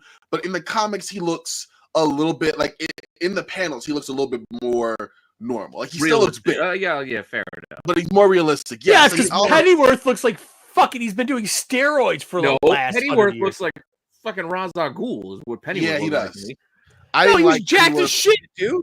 Hold on, Well, I can't let this. I can't let this bullshit. Did you watch the Batman? I mean, not the Batman. Beware the Batman, the TV show. He's like jacked you've seen up, different interpretations of shooting Alfred. himself up. Looking, No, but like, I think what Corbin was saying though, this cover, like you see in all the other renditions of the super huge, ridiculous. Oh, the small like, head. the man's thighs are like bigger than Barry Sanders' like entire like. There was torso. a couple panels like, where he had very like he's built like Street Hemsworth Fighter. was in the first Thor movie. Yeah, Like, yeah, but so no, there was some Or where like he was Sam built if like Sam Street was Fighter 6'5". style. you know, The Pennyworth stuff is stupid. like the Pennyworth was dumb. That's what I did like. I did like the story. I did like the panel work. I thought that a lot of detailed artwork was put in the panels. I like the way that they were like laid out. I like the sequential storytelling in terms of how they led up to us seeing Batman, like building anticipation without it feeling too drawn That out. was all Letting fine. us I get got to no see problem Gotham. You like that zoo shit? You like the zoo shit, huh? No, but also I understood that they did the Flashback wasn't zoo. that I understood that the zoo shooting was like a stand-in for like school shootings. You know what I mean? And like they could go one way, so they went the other. Like it was something totally different. That like the zoo, no, but you know something zoo, and we had to hide, and there was a bat, and that's how he's Batman. You know what I mean? Like, it absolutely. No, not, I but totally get what you're saying. That part Occupation didn't House. bother All me. right, I Or get what origin you're story. saying there. I can let that Yeah. go. All right. I without also without thought the spoiling, suit you was didn't have a nice. problem with the forced childhood friendships that they introduced in this No, story. that's what I did not like. The force. I didn't like it either. That I'm like, No, between Waylon Jones, what I thought was cool to see him, and then to see how like, they're going to tie him. yeah, with one. Selena, you could do one. and- You could do one, but don't tell me they're a crew like it's Harry Potter and they're all we all know each other. We all They hung out grow together up. like it's a pup named Scooby Doo.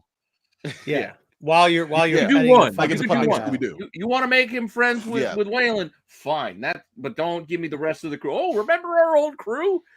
You're gonna just rattle off all the familiar names. No, that I had a problem. Again, try not to spoil things. No, but I agree. But Nick Dragotta, he did art for East of West. Like I like his style. Yeah. There's some manga influences. That's actually there what as it well looked like. Yeah, that's right. There's Yeah. a part where I said it was Capcom. It wasn't. It was East of West. It was definitely East of West when the one brother was there. Yeah, that they made Batman look. All right, that's cool. Yeah, I mean it's not. And there was some manga inspired like action scenes there as well.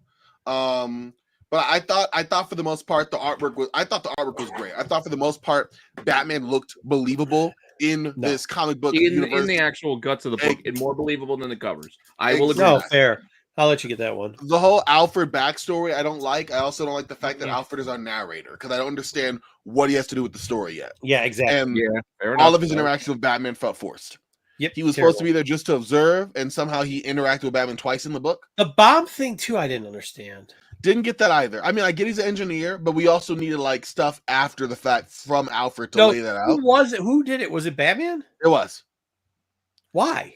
He was trying to scare them. Like he wasn't just like, "Oh, run away!" Like no, he was trying to take them out too. So it was like it was running. Oh, he into was a trap. trying to kill them. Okay, so Yeah. Well, I mean, that was the thing too. Like the whole, I don't know. It was interesting the interpretation. But that's what I'm saying. There's it's just obviously okay. the line between So what are you doing here? So, take it or leave it. We try to decide without spoiling it. Are you going to go to the next issue? Should people pick up this issue Before we get to you don't want to talk about the Spirit of Vengeance cape things that he had going for him? No, I don't care about that. By the way, Black Spider's already did say take it, so you can give him his take it. You can give him his take it. I'm also gonna say take it. It's a different interpretation of Batman. He says that Alfred said the bomb. It was Alfred who said it? That's what I was saying. I went back and looked at it. No, I remember No, it was Alfred Batman. talking. No, yeah, 'cause I Alfred looked was- at it. Yeah. Yeah, I went Alfred back had to said read at it one again. point, if he was smart, he would have said a trap, and then a trap was there, Yeah. and he was like, yeah, Yeah. that wasn't Alfred who said Yeah, it wasn't Alfred. All right, I so went back I, and I looked heard at at least it. one take it. What else did we got? I got no. This is not for me. This All right, is, so Why? you're a no. why? Yeah. Because the whole Alfred thing was stupid. I The agree. Batman thing's stupid. The reveal at the end was stupid. The whole friendship thing where they're in the gym, even cleaning up, costing $90 to clean up fucking sand is stupid. Like when they're 30. trying to be funny. They were Sorry. trying to be It's $30 for the bag, $90 for the sand or whatever. Either way, they're trying to be funny, but even their funds didn't hit. Other way. What the Yours, shit? Who cares? No, I hear it. I'm not in love with this, but at the same time, I'm with Corbin though that I'm going to read issue 2. There was enough here to make me want to know where See, it's that was going. it. Like just Even without loving all of the Yeah. story decisions, there's enough here that I want to see more. it just felt like we're just doing this for like, oh, this is not your Batman's sake. You know what I mean? And okay, but that's not enough for me to get to read. But didn't they have to do that? No, it's the same Batman. They still had his dad die. They still got shot. Yeah, well, yeah, no, I mean, no, they still had- You literally just had Black Spider say it's not Batman. He said it's not for. Well, he said it's not the Batman most people are used to. I Exactly. disagree with that. It doesn't matter what he. I mean, like he well, can say that. well, I don't think we can make that determination yet. I don't think they gave us enough Batman for us to say if. This is what I think they were Well, trying to do. It was a normal try-hard book that was trying to get this. It's fun read, but it's not Batman. That's what I think they're trying to. That's what I think they're trying to get out of people. And obviously, that worked for Black Spider. This is what it didn't do. It didn't work for me. So, I mean, I'd rather. I don't know. It was not good. Like the Pennyworth stuff wasn't good. The Batman stuff. If you have to go back 3 times to figure out, Don't forget, we've also had an entire Pennyworth series on Stars at this point where Pennyworth is the goddamn operative. So it's not like a he's an operative. He's not like introducing. steroid jack. Like the whole steroid jack scenes that they got. Look here at was just- Batman. What? Look at this Batman. You're worried Look about at Batman: The Jack Dark Knight Nicholson? Returns. There's been an interpretation of Batman. This is hulking figure. This is the more extreme version of that. Absolutely. But that's But what I'm saying. I don't They know. try to go to all the extremes within it. Hey man, you can like this. It's dumb. Well, I'm sorry. I mean, Alfred wasn't at death's door like we're used to. You know, like. But I get you, and at the end of the day, Marco, like here's the thing: I disagree for sure, but I don't disagree with I disagree with you leaving it. Every Yeah. point you made, I agree with. Like, But see, that's where I thought a can't. lot of I it don't was understand because I mean, like all the points. Even you made some points where I was like, yeah, 100%. I thought you weren't even. I thought you were going to cower away from those points, but you hit him up, said like, I didn't like this, and it's right. Like the penny, like him narrating the whole thing kind of sucks. The person they showed, who we know they're going to show, sucks. And then I thought I was going to get in here to be able to blaspheme about the gym and that whole situation, but then Pete comes in and throws it there and says, yeah, that shit sucked too. So now I'm wondering why you guys are even giving a thumbs up, because you guys, I didn't even have to tear this book like apart. I said, I'll let Pete go first. But hold on. I let you guys go without hold on. interfering because I was talking and I let you guys say I thought you were everything done. No, I said, I don't understand how you're going to go through and you're going to tear apart this book and you're going to say, this part sucked, this part sucked, this part sucked, this part sucked. You literally, the whole Now I book, thought you were going you to let us said- answer you. but the whole book you guys tore apart and said sucked. Every part of it. The Alfred narrating, that was the whole book. Said. The end part, you said that sucked. The friend part, you said that sucked. You said all of it sucked. The only thing you said No, was I the didn't say layout. all of it sucked. Those parts, yes. So, but I also That's said not there's the enough here. No, well, here, what I want to get. I will respond, Marco, for sure. What do you think, though, before we can open it all up and then kind of go in again? There was enough there, for me to see what happens next. Yeah, you want to know what happens. I don't love it. I will. There's no way I will say I will love it. Yeah. I will give it a crooked thumbs up because it's first of all it's the first issue, so give it a little time to flesh itself out. I mean, I'll read a couple unless it like really sucks next issue. I'm gonna read a couple and see how it goes. There's definitely things I didn't like about it, but that's gonna happen anytime they're going to quote unquote reinvent, restart, reboot, Ultimate Universe, whatever this is. It's going to be a new take on it, and you got to give it a little chance to see how it goes. Can I say something that's funny though? You know what's funny is, and Corbin, thank you for saying who the artist was, because I was wondering I was like, man, the villain looks very familiar, and now I know why. If you read East vs. West, if you read the warlord that was in charge of like the Texas area, like the villain that's coming in looks just like that dude. Like just like him. It's hilarious. Mhm. It's absolutely hilarious. And But- I just want to say I agree Okay. with everything I pointed out. I said was negative to me, and it was. At the end of the day, I did like that it was a different interpretation of Batman. I'm intrigued to see if they build out his backstory more, or if this is just it. I did enjoy the action scenes and the interpretation of his suit, which I didn't think I was gonna like. Because at first I thought, okay, I like it except for the logo, right? And then I saw more and more images, and I was like, I like it less and less. Like the cape is like wing flaps. It just felt a little extra, right? But I enjoyed the action scenes. I enjoyed most of the illustrations. And I do want to see how they build it out. And especially listen, I didn't like that they introduced him at the very end of the very first issue, but I do want to see what they do with the reveal of the character that's going to be in there. And is it going to be this, what interpretation are they going to go with? I think there's more to be fleshed out, and I'm intrigued to see what that looks like. Now there's I a was going sucker by the- board every minute. There's at least 5 of them board Yeah, to yeah, DC. No, Okay. the logo is awful. The logo makes no goddamn Logo sense. didn't make any sense. It doesn't look like a bat. Like again, it looks like an attachment on some ball clippers. That's what it looks like. And when he used it as an axe, I thought that was interesting, but that didn't feel like Batman for sure. But it was, again, I had to like look at myself and go, it's different. Listen, I watched. What about the ear Not thing? even What about the actual fucking term. ear thing? Come on, dude. I Think thought about the it ears were backwards. different too. I'm Make not an gonna axe lie. out of the thing that's on my chest. Hold on, let me connect my fucking chops, my fondue stick, and we're gonna make it and turn it to an axe. That I didn't care for. Yeah, You it keep was saying different, but you're not saying good. All right, let's get on to the next book. We've covered this book Again, enough. just to wrap up, Yes. because there's still enough here that I'm curious Yes. to read issue 2. And despite the fact that One I plus one plus didn't one. like personally the decisions they made with the end scene character reveal and the friendships they revealed, other people might like that. I'm not going to Yeah, decide but we're for not others. asking what. Hey, I this know. segment is take it or leave it. Not I what know, might and other I people told like. you there's enough here that I want to read issue 2. Bottom line, I'm not walking away. I want to read issue 2, which is why I'm taking it. I'm not Same. wasting a fucking minute on this shit. Let's go. All right, but with issue 2, we will go over to the Green Lantern side of things. Oh, fuck me. I will freely admit I have not been keeping up on my Green Lantern reading, so I don't know if some of the shit that was introduced in this book is like that's what's been going on. Hey, everybody was there, though. Everybody I was was there. taken aback. Like, wait, whoa, why is my man yellow? And like, whoa, what's going on? Why? I was like, holy he shit. red? Hey, Like, listen, what's I'll tell you going this. Yeah, hey, they had a lot of characters in that book. They had a lot of characters in They that had book. a lot of characters. In that They had a book. lot of characters in that book. And there was some status Where's quo Corbin? changes. I wish I'm like, Corbin was there to hold on, explain what to me did I this miss? shit. I'm not saying it was bad. I'm saying I'm confused. I Yeah. have no clue what it was. I just was like, oh shit, and then this character shows up. All right, cool. Even But then look that at the character's only cover. there Like, for- well, hold on. Why is it red? What's he red? Oh, bro, they had so many fucking characters in this book. I don't.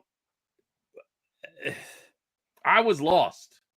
Yeah, I was too. Only Like, because I thought again, it was. I thought you gave us like a number 3 or 4. I was like, what No. the fuck? And then it was. I was like, wait, this is 1. Like what? What am I Look, man, I went back to read that Batman because there's a couple issues in it. 2 or 3 times I flipped back to a couple pages and go, hold on, man. Don't I'm just doing this. don't just While you're skip through talking, this. I'm doing this because again, apart from being lost, they didn't really do a good job explaining to me like Yeah. how we got here. But see, like with Batman, I'd go back and be like, hold on. Maybe you read through it too fast, maybe whatever. No, Like, no, okay, no. maybe the tricky part. No, This it was one I all started there. going back to, I was like, no, this is the shit it is. It's like what was this? No, well, there's a difference though. There's a difference because in the Batman book, that's a new number 1. It's a new continuity, so I may not understand it, but more this will is an come. annual. This is in regular DC continuity. It's a number 1. You got to account for people who may not be keeping up with the regular Green Lantern title to say, why is my man wielding the yellow ring? Give me a footnote. Give me something to say, hey, go see Green Lantern Corps. Yeah. That would help. That would help. Like, No, something. fair. And That I'll would go, help. okay. That I'm would help behind. because I I'm mad understand that I went behind, back. but the editor 'Cause I was told me, looking. go read this. There's a point where a character that starts with L shows up, and then I'm like, wait, where the fuck did this guy come from? And then I go back like 6, and I'm like, okay, wait, what? And then I noticed that somebody else. I was like, I didn't even notice that person was on that page when I looked at it. Then I went back someplace else, and I'm like, what? And then I'm almost to the beginning of the book going, no, this doesn't. I'm glad you said that, Pete, because Oh, I was thumbs lost. down. I'm like, I don't know what the hell's going Yeah. on. A thumbs down on this. I mean, I can't. What I didn't pick the books this week. I did. I will freely admit I picked the books this week. I mean, I'm sorry because I know I'm gonna get hit by people like Terry Floyd or Cosmic One saying, "Oh, he's always negative." But I mean, at least when I pick out the books, I think there's stuff that I mean, I hear people hype it, and then I think I'm gonna at least give it a try. These books, I was like, okay, in Green Lantern, I've been trying to give it a try, but this is not the book to give it a try. This book, That's why I was hoping it was a number one. I thought, all right, they're gonna bring me up man. to speed. I can get back in on Green Lantern. But no, they fucking left me in the dust, figuring like, I don't know what the hell's going on. But at the same time, the characters didn't even see what was going on. Hold on, dude. I kept reading. I actually read this book and kept going like, okay, I'll get to the next page because I thought they were going to explain shit. And then I got to the end and was like, the fuck? No, they didn't explain shit. I'm not negative enough. The characters were just as surprised my man was wielding the yellow ring. Like, hey, you know who showed up? Nobody was like, oh, yeah. But no. I don't know, man. Okay, move on from this book, too, because I don't know what to say. No, the art was nice. Mm. Yeah, the art wasn't bad. The art was nice. Yeah, the art was good. Actually, it wasn't not bad. It was good. I like the art. But that's all I have to say. Yeah. You see what Terry said. Overall, though, where are you going, though? You got to give me a thumb. I am giving you the art saves it from a full thumbs down, but it's a crooked thumbs down. You can do the crooked up. That's fine. I'll give you that. No, crooked down. Crooked down, he said. Down. Oh. Yeah. Well, Corbin bailed on this book because Corbin was going to give a thumbs down to this book, but he ran. I didn't. Yeah, I agree with what you guys said. Like, I was lost. I didn't know what was going on. It was cool to see some people in there. Like, oh, that's cool. Yeah. I know that guy. Oh, yeah, but as far as a coherent what's happening, what happened from point A to point B, I have no idea what I. Yeah, no shot. All right. Next well, new, I guess, story arc starting, sort of, I guess. I don't know. Why are you texting me when you're watching me on? This isn't how this works with the internet, buddy.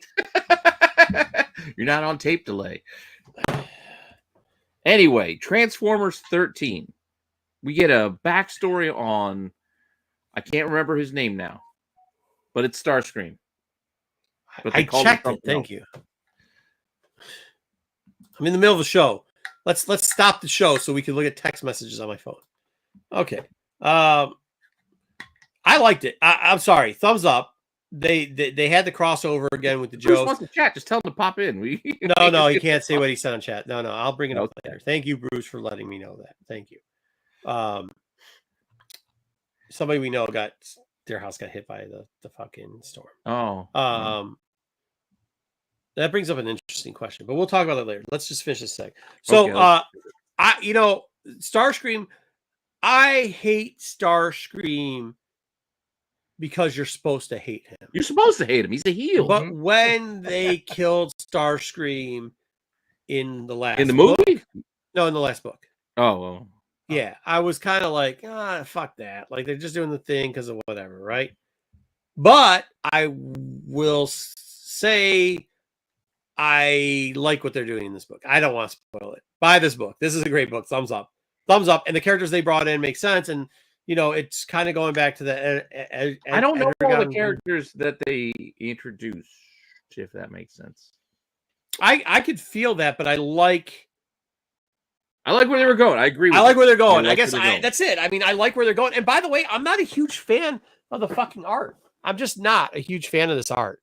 Really? I kind of like it. I like that's the nice. Grimy grittiness. Because I think like the Pat Lee clean fucking robot style. This is like when people dark shadow like in the movies where they dark shadow stuff because they're shooting in the thing and they just couldn't.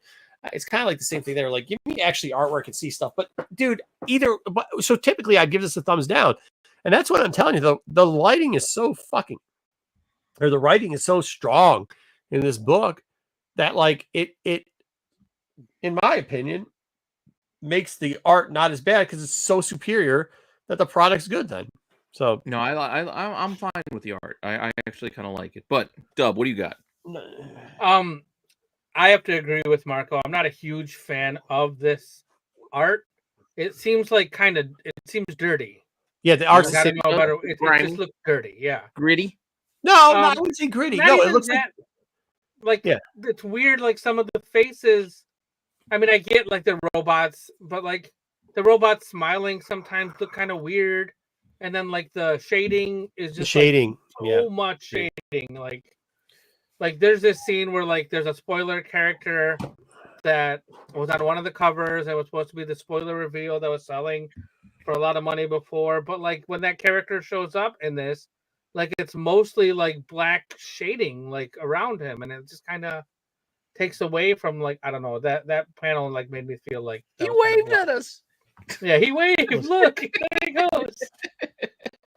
But overall, the story is good. The story definitely you can look past. The artist's good enough to where the story makes you want to read more. Who was on cover B for this? Was it the yellow character? I don't know about cover B, but the spoiler cover was. It was a spoiler cover, which was the big guy who's large zipping by that they were waving hello to. Oh shit! That I got for Christmas one year. Yeah. Okay. So you giving a dub? You giving it a full thumb or you crooked? I give it a full thumb. Yeah, it's good. It's good. It's not bad. Yeah. It's still good stuff. I can't get enough of the energy. Yeah, it's really good. Right now. Yeah. Okay. So we're gonna shift now over to Marvel, and I'm pretty sure we're not gonna get a lot of great things. Pete, I just want to say this here. I think that you picked the majority of the books where I'm just gonna be pissed off. That No, look what I did. I just picked number ones in a new story arc. That's all I did. Because if people are buying in, these are a lot of people's decision points of whether they want to either try a new series or jump on a series they might have not been reading. So I thought these were good step-in points. I don't want to pick a middle of the run like Yeah, no, I hear you. I mean, Batman and Robin. Like we're in the middle of a storyline that we haven't been reading. So I tried to do this. This was like straight up 90s. Like the art was like independent 90s. And then like it's like we're reading Universal Soldier if it were turned into a comic book. Here's what I don't understand. But in a about this bad book. way. Here's what I don't understand about this book. Why? I don't know. think the book was terrible at all. No. But I don't understand why. It's just like why? And every decision they made in the book, why? Just everything. Yeah, I'd have to disagree with you and say this book definitely was terrible. All right, well, there's Dub.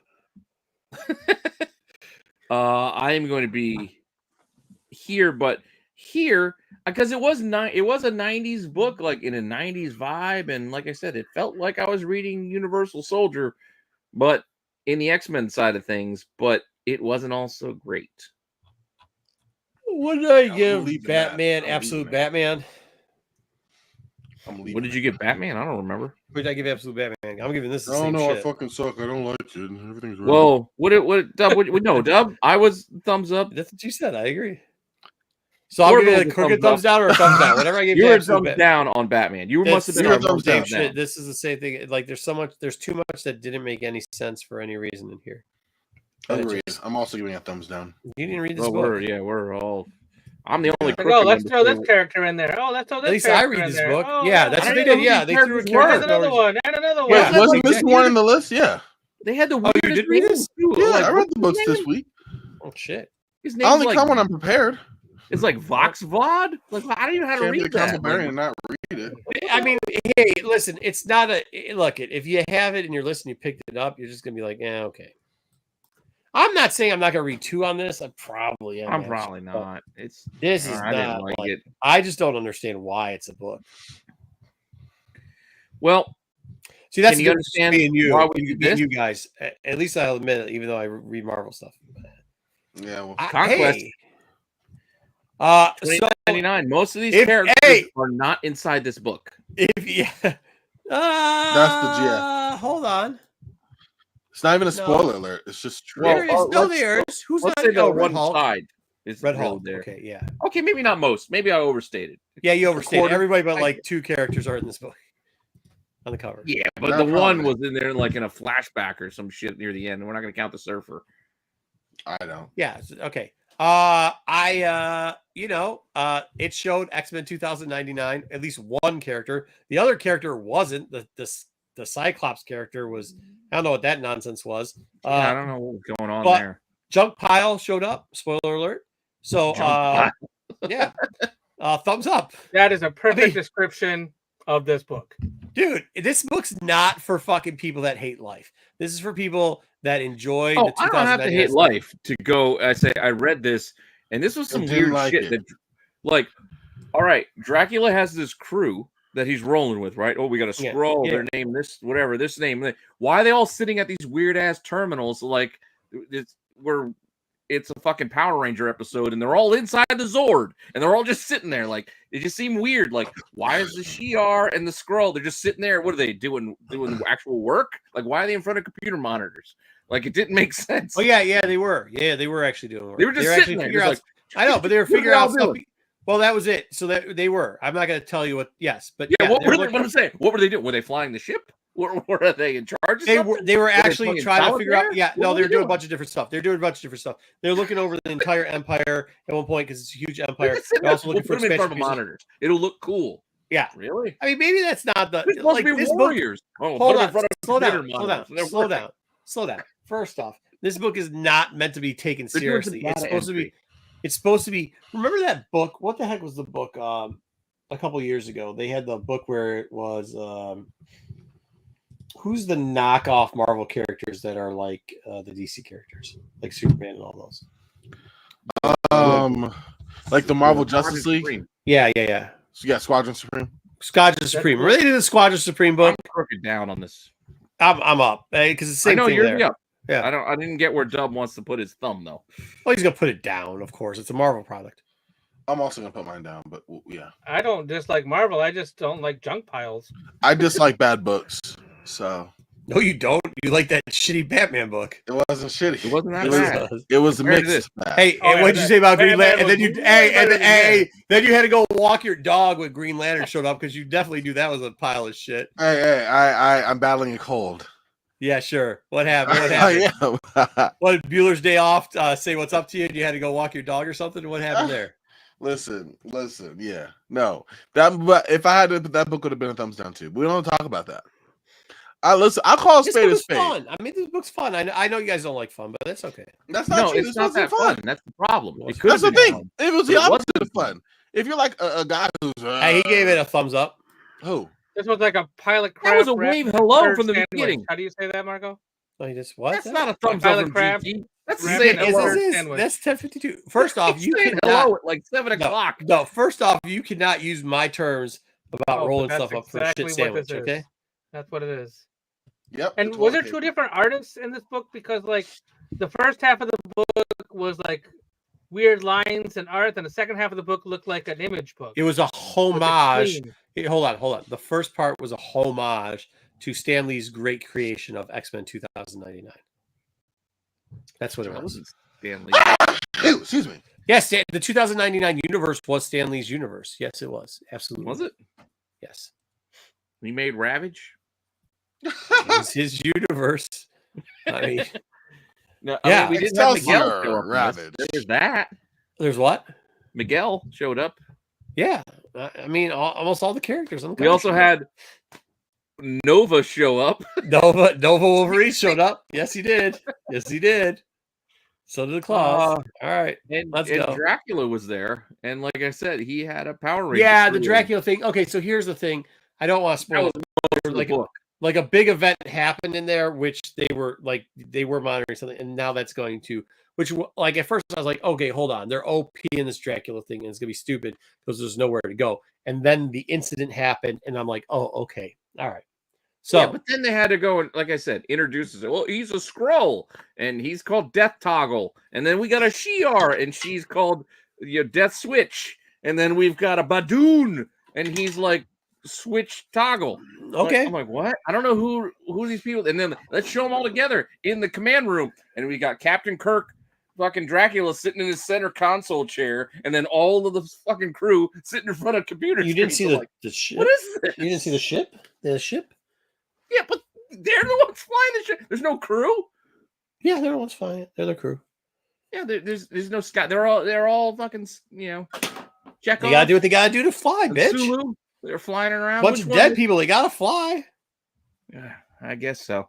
I don't know. Fucking, it was weird. No automated planes up there or spaceships. Like I said, it was just an awkward scene. I'm like, why are they sitting in front of computer screens? Oh, okay. It just seems like a weird choice for an artist. That seemed more weird than pulling horns out of your fucking head that turned into fucking knives or sticking a stick into your chest. Yeah, why not? Why not make your bat ears? Those make sense. Yeah, why not make I'm not saying I weapons? like to see it, but exactly. If Batman is everything on Batman's a weapon, then why would those not be either? Hey, Did I say I like I'm more to see it? fan No. of The chest plate was a fucking act. Get out of here. Go. Move It was along. cool. I'm not going to argue with you, Bob. Yeah. Look, The you guys can ears slap was suck not the my stupid problem. shit. The chest plate was weird. Like when he put the fondue stick. I Fuck thought out of both you. were odd, Hey, but I didn't no, think because they it's were not bad. functional. It's not functional in with some of the other The movies ears he were did. functional. Those ears things are were long functional. as I actually shit. like And the he'll ears. I don't probably even know never why I'm pull out ragging on that the ears, axe 'cause I actually again. thought that Yeah, shit the was ears kinda cool. were For I that actually thought the moment. ears were kind of cool. The chest thing's fucking stupid. Yeah, was But just- I actually was like, yo, dude. I was like, this book sucks, but that ear thing is kind of fucking dope. All right. Well, now we're gonna get to streaming and television. I know not everybody's gonna love everything I chose in here, but this is the stuff. Did you add the extra stuff that I put in there too, or no? I did. I put in whatever you asked for. I put in there. But I started off because we're still running through it, so it may not be for everybody. I didn't watch this shit. Not everybody might love it, but I'm still enjoying it for what it is. I'll probably get to it. My wife's like, "Hey, do you want to watch that?" I was like, "I'd rather fucking not." She said, "Yeah, that's fair." Yeah, the last episode was more like the episode before it, where it's not, they're just kind of they're going down the road. They're doing the challenges. So is this 4 this week? Yeah. So I got to catch up 2 now, son of a bitch. Yeah, you'll have to watch 2 because there would be one that was on. I have to watch while we 3 were and doing 4. that. Okay, yeah. I have 5. So you want to today. watch 4 and 5? Oh, I have to watch 3, 4, and 5. I'm that far behind. Oh, you're that far behind. Yeah, because You just watched the premiere, then that's it. You watched the first 2, and that was it. Yeah, first 2 because I was waiting for her to catch up, and then I was well, we'll see if you like how it gets better. But they actually go on the road, and I've got no comment more for like this. what the show actually is. Again, I go get it. It's not Battle for everybody. Axer. I'm enjoying it. So I will say, if you liked it, and again, if you liked the last couple, you will like this one. But if you didn't like the last couple, then you're not going to like this one. So it's it is what it is. But I'm going to keep watching. I'm not giving up. I don't know if anybody else watched it. I watched it. I didn't love it, but I don't even hear. I also didn't hate it. Yeah, I don't know. I'll don't give even it a hear people crooked talk thumbs about up. Crooked thumbs up. Yeah. What about you, Corbin? Did you give this a try? I did not know. It's all right. I know it's not everybody's cup of tea. It's not a must watch in any way. Like this is, hey, you're not gonna know what's going on. Yeah, you don't watch Agatha. I like some of the outfits that they were wearing in this episode. Oh yeah, yeah. Why were their titties out? No, not exactly, but kind of. We kind of get a little bit of a throwback kind of vibe. Yeah. All right, if you didn't like the musical numbers, we got another musical number in this one. Joker 2. But not quite Joker. But I will say we did get the Penguin. And God damn it, if there isn't something on television that I don't enjoy watching more right now. Dude, it's amazing. It's really good. It's good. It's so good. Yeah. There's nothing more to say than that. Thumbs up. 2 thumbs up. Well, you don't get 2. You just get the 1. 3 thumbs up then. Okay, 3. Well, I'll join you because, again, I'm a big fan of this. I love what they're doing with Vic. I love how the scene played out. I just so much in this I'm enjoying that. The kid that said, yeah, Vic's good. The red thing's good. How they're doing the female, what's her name? Falcone. Is good. Hangman. Oh, she Hangman. can. Yeah, I'm glad they're doing it. I'm glad they're doing her the way they're doing her. It's so good. Oh, she's so good. Mm-hmm. It's just kind of fun. All the casting's great in that. It's just kind of fun to see like Oswald just moving on the fly. Like, you know what I mean? It's not really paint by numbers as you would always expect in the sense that everything doesn't play out perfectly, but things still work out interestingly. I don't know. I thought, Tat, just look. I mean, you can stop lying about the DC books because they're trash, and you can actually take one and say this is good because it is. I mean, this is good. They finally hit something that's great. They've done a great job of this. They haven't swayed. There was rumors that they were going to bring somebody in that everybody knows from the Batman universe because of a little something that happened in this show, but with mushrooms. But they didn't bring that chemist in. They brought somebody else. Not yet. We don't. Well, not yet. Yeah. But they also went a different direction in it, so it was kind of nice. Yeah, I thought they did a good job with that. Just all in all, like, man, bro, yeah, thumbs up, hats off. All right, Corbin Dub, where are you putting your thumbs? Gotta go up. Moving on the limp. Yeah, I haven't seen this yet. I'm behind. You still haven't seen it? Oh, I still haven't seen it. Get to watch it. Get to catch it. I know. I like when she it's goes. Worth it. Yeah, it really is. Now, I'm probably going to be on an island for the next one because I didn't even know it was coming. I've been waiting for quite a while now. But just this past weekend, we did get the first 3 episodes of The Legend of Vox Machina. And I'm just a fan. I just love this silly ass show. Bootleg. I know Marco doesn't know what it is because it's on Amazon. He's not an Amazon fan. Bootleg. He's got no idea. I know what Vox Machina is. I mean, I'm not saying I would bootleg something, but if I did bootleg this, I liked it. I mean, the first 3 episodes, they weren't perfect, but it's still on board. Like, I don't know. Explain what Vox Machina is for those people that don't know about Dungeons and Dragons. Dungeons and Dragons, like apparently way back in the day, they did on I think a podcast or streaming. They actually played Dungeons and Dragons, and they played out this storyline, and now they kind of animated it to kind of like. It was a group called Critical Role. Yep. Mm-hmm. And so they would live play the game, and then, like you said, podcast it, and there was a bunch of voice actors that did it. So you're gonna get people that have done video game voices and other animated voices, and they're all a bunch of friends. Yeah. And they made this. And it toes the line of, yes, it is Dungeons and Dragons, but then you get little hits of just normal like talk thrown in. Like, what? It's relatable in a sense, but I don't know. I'm enjoying it. I'm looking forward to more. So I will know that I'm probably on my own telling you to watch it. Take that for what it is. I don't think anybody else watched it, right? Did you? No, I didn't know. It's really only on. I gotta wait till the bootlegs come out. That's fine. They'll come out right away. But I enjoyed it. It was an interesting start to a new season. I mean, they're still kind of battling the conclave of dragons, and one of the dragons is Lance, the dude who passed away from the John Wick series. Oh, Lance Reddick. Lance Reddick. Reddick is his last name. Like, he voices the one, like the main dragon, and they do a nice little thing. But hopefully, I think he finished voicing all of this season, so he will at least get to play it out. But because he's got an awesome voice, like you just got that deep bass. All right, well, for our last show, I did this kind of on a whim and a pivot because I was like, hey, I'm gonna go just watch this last night, and I know Marco said he watched it too.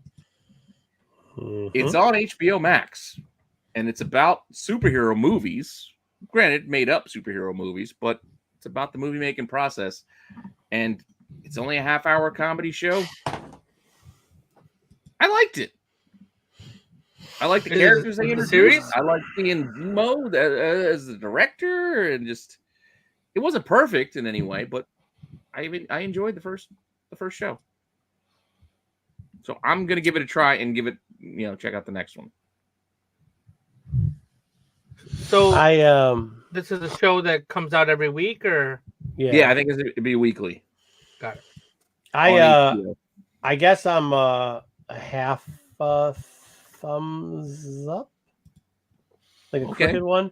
I didn't think it was that great. I didn't find it that great. Funny. I didn't find it that entertaining, but not the worst thing I've seen this week. Yeah. There were a few moments in there where I actually did laugh out loud. But yes, not every joke hit. Not every bit that they were doing, landed, obviously. But I enjoyed it. I like the cast. Okay. I mean, you got the girl from Spaced. I don't know if you guys remember Spaced with Simon Pegg way back in the day. No. Yeah, it's got an interesting cast. And, I have a feeling it's gonna. Yeah, and the two actors with the I've done more theater, like those two were amusing to me. And then the Kevin Feige, I guess, type character. Oh, that's not. Yeah, I guess. Yeah, just rolling in. I don't know. It's an entertaining type of show. Give it a try. It's less than 30 minutes, so you can get through it pretty quickly. Mm-hmm. Yeah, I mean that's it. I just yeah. I mean, I'm not gonna give it a thumbs down because I'll give it to the second one. But if the second episode turns out to be much like this episode, it's gonna get a thumbs down next week. Yeah, no, I hear you. I'm not saying this is a full. I'm on board for the full season. I'm just saying I'm on board for episode 2. Yeah, like I've seen enough to know I want to see episode 2. But with that said, we were talking in our little chat, and there were a few things we watched that may not necessarily be new that we figured, you know what, we'll put in here and say that these are kind of worth a second look for some of you, because some of you might have already seen it. These guys are still going at it and chat about. Mm-hmm. We're going to start off with my pick of the thing that I mentioned. My wife put it on. She's like, you know what, you haven't seen. She watched it on her own and said, and she knows I would like it. It's Guy Ritchie. The Ministry of Unfriendly Warfare. What was that? I finally got around to watching it this week, and yeah. No, what service was this on? Well, it's just on HBO, I think now. No, I would have watched it. I just didn't get around to. Yeah, I think it was actually like on like actual cable, but yeah, I'm pretty sure it's like streaming too. Okay, cool. But it is entertaining. It is, if you like the Guy Ritchie flicks, and it's not. I mean, it is based off a true story, but it's not like one of those historically accurate type of story. It's in the sense that if you enjoyed like a Tarantino type of movie, giving you history, where it's going to be a little exaggerated, a little bit of fun, cool. And that's kind of what I was on board for. So I enjoyed this. I would say this is worth a watch if you haven't seen it before. So I would tell you to. Hey, look at Kyle's profile. Sexy. Oh, he switched it up. What happened to Kyle the Hutt? Professional. And that's Kyle because he's doing things. All right, the next movie, I haven't seen this yet, but I think Marco watched it, so he asked to put this in here. Bad Boys, Ride or Die. Listen, I mean, this is one of those situations where Will Smith is just a simp douchebag, but you can separate the person from the flick, and the flick was Bad Boys. I mean, I got nothing against Mike Lowry. Mike Lowry is, I mean, it is like all of it was fucking hilarious. I just kept laughing. I'm like, it gives you nostalgia feels. It gives, Reggie. I mean, shout out Reg. What's up, bud? Like, shout out everybody. Like, this is a good show. What happened to Gabrielle Union though? Why wasn't she in this? Yeah, she's probably no thanks. Yeah, I'm down with her, dude. Huh? Probably couldn't afford her. Oof, but just the way you're talking about it, the price gone up, That's fine. You didn't need her. The price is all. Yes, you do. You always need her. The price is always up on her. All right, thumbs up though. I mean, it's good. Make sure you get it. It's out now on what was it? Did Netflix? Netflix just push that out. I think it might have been Netflix. So Netflix just pushed that out yesterday or today. So, and then Netflix gave you a show that I watched when it was on Stars. Yeah, so I think I saw some of it on Stars too. I just saw it after you, and then I never reviewed it. Yeah. But I did watch this when it was on, and I was thoroughly entertained by Heels. I think I even tried to put it on this show a couple of times. You did, and I will. I understand why you like it, because you like musicals and drama shit like that. But like it, I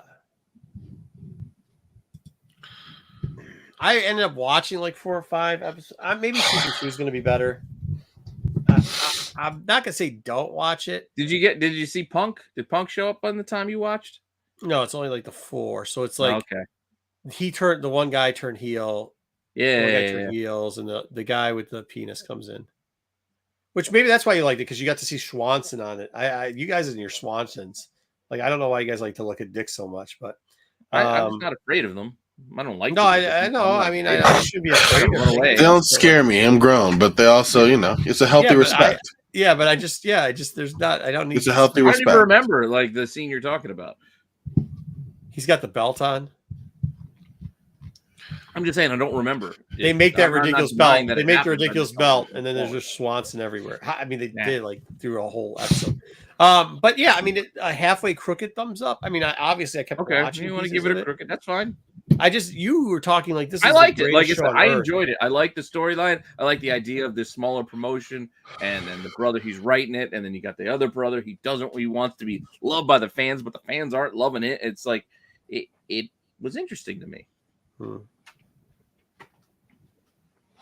It was interesting to me. And then, like I said, yeah, that's kind of how I feel too. CM Punk comes rolling through. He's more of like an indie dude, and he's got his own style, way of doing things. Like CM Punk, so I'm not sure that's a selling point for me. No, but he plays a character. He's not CM Punk. He plays CM Punk, which is a character. Yes. No, but he doesn't even play the CM Punk character. He kind of plays more of the. All right. Well, I don't want to get to it. You'll see it if you. I'll see it. All right, we'll move along. Not much to say. Well, It's not as great as Pete makes it, but it's okay. It's more like what. Well, that's all we got because I didn't put the actual film in there because I didn't know anybody saw Joker. Otherwise, I would have put it in. But Dub already gave us his rundown on Joker. He gave us a thumbs down on that. So, I'm not surprised. Let's just say I'm not with Joker 2. I'm not surprised. I just wasn't giving him my money. Well, let's get into new Shamrocks and Shenanigans, and then we'll get into New York Comic Con. Yep. I've only got the one. It's only the one book, so it shouldn't take us too long to get through Shamrocks and Shenanigans this week. So with that, I missed this book, by the way. It had to be brought up to me by a viewer. It's like, hey, did you see this special release? Thank you for the viewer. Yeah, thank you for the heads up. But here we go.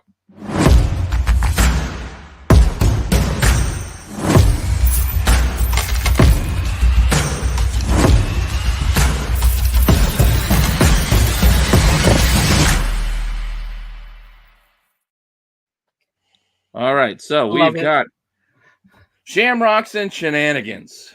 Is this book that I'm showing you something that you should be happy you find when you go to your shop and pick it up?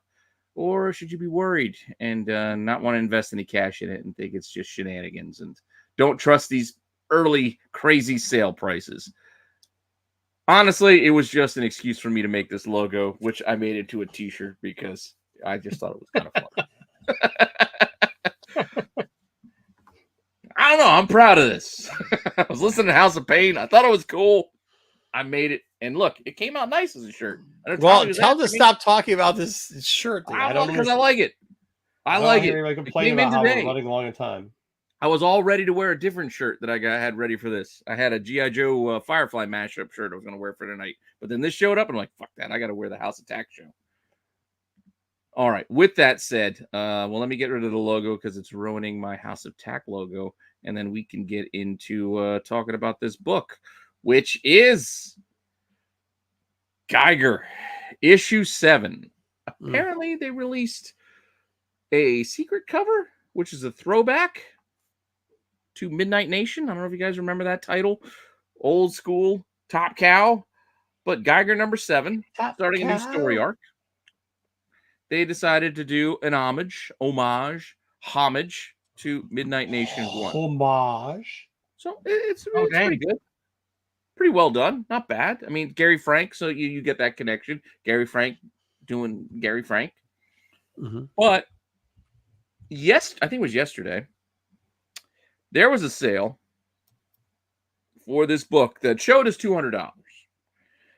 I'm pretty sure. I couldn't 100% confirm it because of the timing of everything, but going into the eBay research in Terapeak, the seller had multiple copies, so I couldn't see each individual sale, so I had to figure out the range, but the high end of the range was $99.99. So I think the high end sale of this book was $100. Even though it shows us 2, I think they paid $100 for this recent release. Oh, nice. Some places listed this as a 1 in 5. Some say it's an unlockable. Some say it's a 1 per store. It's kind of unclear, to me at least, because I'm not a retailer. I'm not a dealer. I don't know how many copies were sent to shops, so I don't know what they got. But I do know that we do have this copy that's floating out there. Mind you, not a lot of sales. There were other sales beyond this one, after this one, that were a little bit less. But by and large, the asking prices for this book are pretty darn expensive. They can range as cheap as $40, $60, and then we're talking $150, $170, $175. They're kind of all over the place. But whether this be a 1 per store or at worst, a 1 per 5 is even worse because a lot of places are going to order at least 5 copies of this book. That means there's going to be more of them. So 1 per store, at least you're limited to the amount of shops that are out there. Same thing with the unlockable aspect of it. It's going to be 1. Do you really feel comfortable putting this kind of cash into this book? And we'll say this kind of cash in at $100. So at $100, is this book a good find, a shamrock, or is it, I don't trust this thing, shenanigans, and people are just throwing too much cash at this? What do you guys think? I don't think, no, I would not spend money on this book more than cover price. I'd pay more than cover, but nowhere near the prices being paid. This is like 15. If you like it, I'd say 15. This is like $15. 10, $15, 1 per storage type of book. You like it, I wouldn't blame you if you did that. 20 on the high end if you really, really wanted it because you're a huge Midnight Nation fan. But definitely not the $100, $50, $60 prices. So I would also be shenanigans. Don't.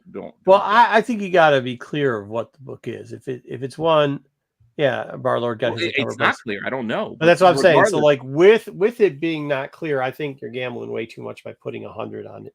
Well, that's what I'm saying. Like, it doesn't matter. If it's any of the things I'm unsure of what it is, none of them equate to this. This would have to be like a 1 in 100 for me to think about paying $60 for it. I don't know. I mean, Geiger's a pretty popular thing. If it's a 1 per store, what do you think people are ordering for Geiger now? About 25 copies on average? Maybe. You know what I mean? So you put it at about that's like an average store. I mean, I'm not against this selling. I'm not against people at the price that we're talking about. That's the whole point. Well, 160 though is what you said sold, but then you're going down. I said to the one that sold $100. Mm-hmm. $100. Wow, Matthew, that sucks. That sucks. Yeah, I mean, I'm not. No, he might have gotten it for $10. The next copy, because I did see, like I said, the why I couldn't nail down the price because the seller had multiple copies. Mm-hmm. So I only had the range of prices. So Matthew could have gotten his for 10 by the time. So here's the thing, Terry. There is a couple of Geiger books that still do pretty decent. So that's true. There's just not a lot of books out there in the Geiger universe, but there are some that do pretty well. This gimmick stuff, though, that Geiger has a lot of gimmick books. Those are not typically the ones that do well. Am I saying I just think this pre-sale, because again, this came out today. Yeah. So I don't even know if you guys found this at your shop today. Did you see it? Was it on the shelf? Did they have it behind them? Here, this is what somebody says. They were sold in 10-pack bundles. They were qualified to get a 10-pack bundle, not 1 per store. So then I have to thank you very much for this. Hey, all right, so 1 in 10. So I would say, well, no, it's a 10-pack bundle, but there is a qualifier to get the 10-pack bundle. So it could have been like 20 copies. You get 10 of these. So I would say no, not worth it. Thumbs down. There we go. Right. Thank you for explaining it. Okay. Yeah, it was like I said, it was a surprise to many, including myself, because I missed it when I was doing my rundown. All right, that's good. But it is what it is. I just don't think at the current prices, I would not buy in at those prices. Fair enough. So yeah, fair enough. All right. That's why I will say shenanigans. You can find it for cheap. Obviously. Yeah, but you can get it for cheap too. I mean, that's like one of the things too, like it's the FOMO type thing on it. So but yeah, don't go chasing. Don't go chasing it because it'll be forgotten before long. Yeah, well, especially if there's that many out there. So it seems like there's a lot out there. Yeah. All right. So last up today. Let me run your thing for you, and then you can get started in your program.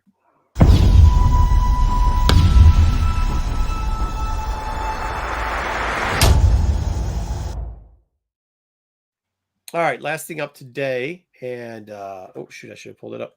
What did you give me? Did you give me Under the Radar? We're not technically doing Under the Radar. What we're going to do, we kind of promised this already. We kind of rolled it out a little bit. That's your segment, though. We're going to do a little bit more stuff on it, too. I know, I left it on the background the same. We're going to do New York Comic-Cons. We're going to do some of the exclusives. It's not just going to be last year. Most of them are going to be out of last year. I pulled about 10, 11 books out here, so we could look at them and do kind of a rollback. I know about a year ago, we started doing the rollbacks of the top 10 lists. We kind of got away from that. People have been asking us to bring that back. I think we're going to start doing it in more creative ways like this. So let's look back at some of the New York Comic-Con exclusives, see kind of where they're at now. First off, start with this one, which I still love to this day. I think it's an awesome thing. I was disappointed I didn't get one.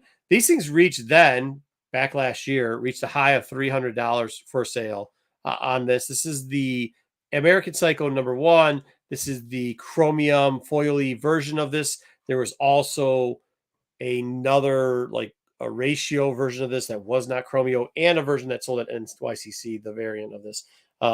But there was 300 then. Now the top sale for this book, which just happened a couple months ago, is 285. I think most people were collecting these on and keeping them. It doesn't even seem like there's a lot of them that go out there. But still a crazy price for that, especially when it's a whole year later.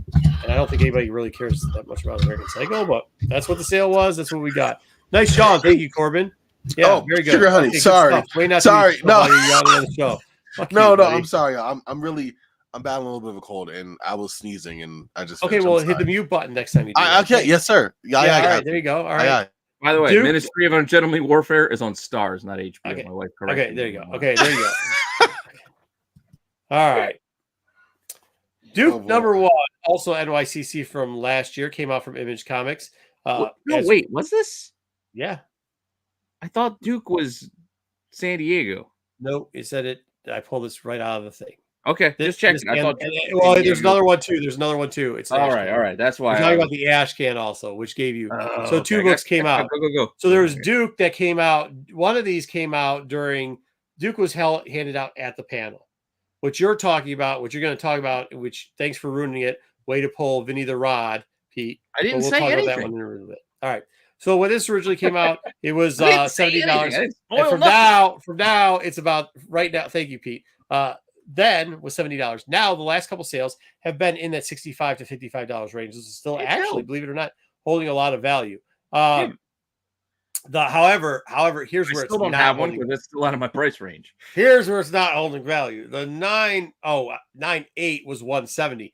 Now I have to tell you, the census numbers has a 10.0 and 4.99s that have not been up for sale. What? But you could see the reflection of the price. The 9.8 now is going down to $55. So that's where you see the gapping. I'll take a 9.8 for $55 though. Yeah, I mean somebody else did too. Yeah, why would you buy a raw when you can just take it for $55? Yeah, I mean they're saving me $30 to grade the goddamn thing. Agreed. Well, like I said, I think that's what counting the shipping. You know, people ask what the effect of 10s and 9.9s are, and that's the effect of it. So there you go. Next up, the one that Pete was thinking about. It says Cobra Commander #1, but technically this is the Ash Can for Duke, which has Cobra Commander in it and was Cobra Commander on the cover. It's the Duke #1 Ash Can from Image. This was the one you could get at the booth. Okay, so here we go. High of $70 then. Now it averages for $46. Here's the interesting part. There was a 10.0 that sold. Don't get it twisted. There's a 10.0 that sold for $700. Whoa. Now the 9.9s are selling for, a 9.9 sold for $133. So for $133, which kind of sucks. It's a huge gap there, but at least now you get a picture of what the gap between the difference between a 10.0 and 9.9 is. It's very interesting. I'm not speaking about it at all in any type of negative form. I don't want to hear the debate of is it's good or not. I'm just giving you the facts of looking at some of these books to see what the effective price is. And I'm not saying that's going to be universal to every book, but at least we have an example of what happens when you have 1 10 and about 6 9.9s and what the price difference is going to be. Yes, Duff. So based on the math of 1 + 1 + 1 = 3, a CGC 9.8 would probably sell for about $67. Yeah, probably $55, and that's probably why you saw the Duke sell for $55. Now the high price that you pulled here, is that within the last 3 month range? These came out. Yeah. Okay, so you're not going all the way back to the actual, like when it came out. I didn't have to go back. I think when it came out. Because when it came out, they weren't graded right away. So then there was a period. I think this 10.0 sold in August. So it's like 4 months, right? August, September, right? No, yeah. 3 months. No, what I'm saying is, but you go back to the highs of when this actually was. If it's in red, that's when the highs are in flow. People are grabbing it off a table, throwing it on eBay, like while standing in line for something else. Those books were selling for triple digits at the time. There you go. Equal to full. Good commentary. Full. I'm just about making commentary.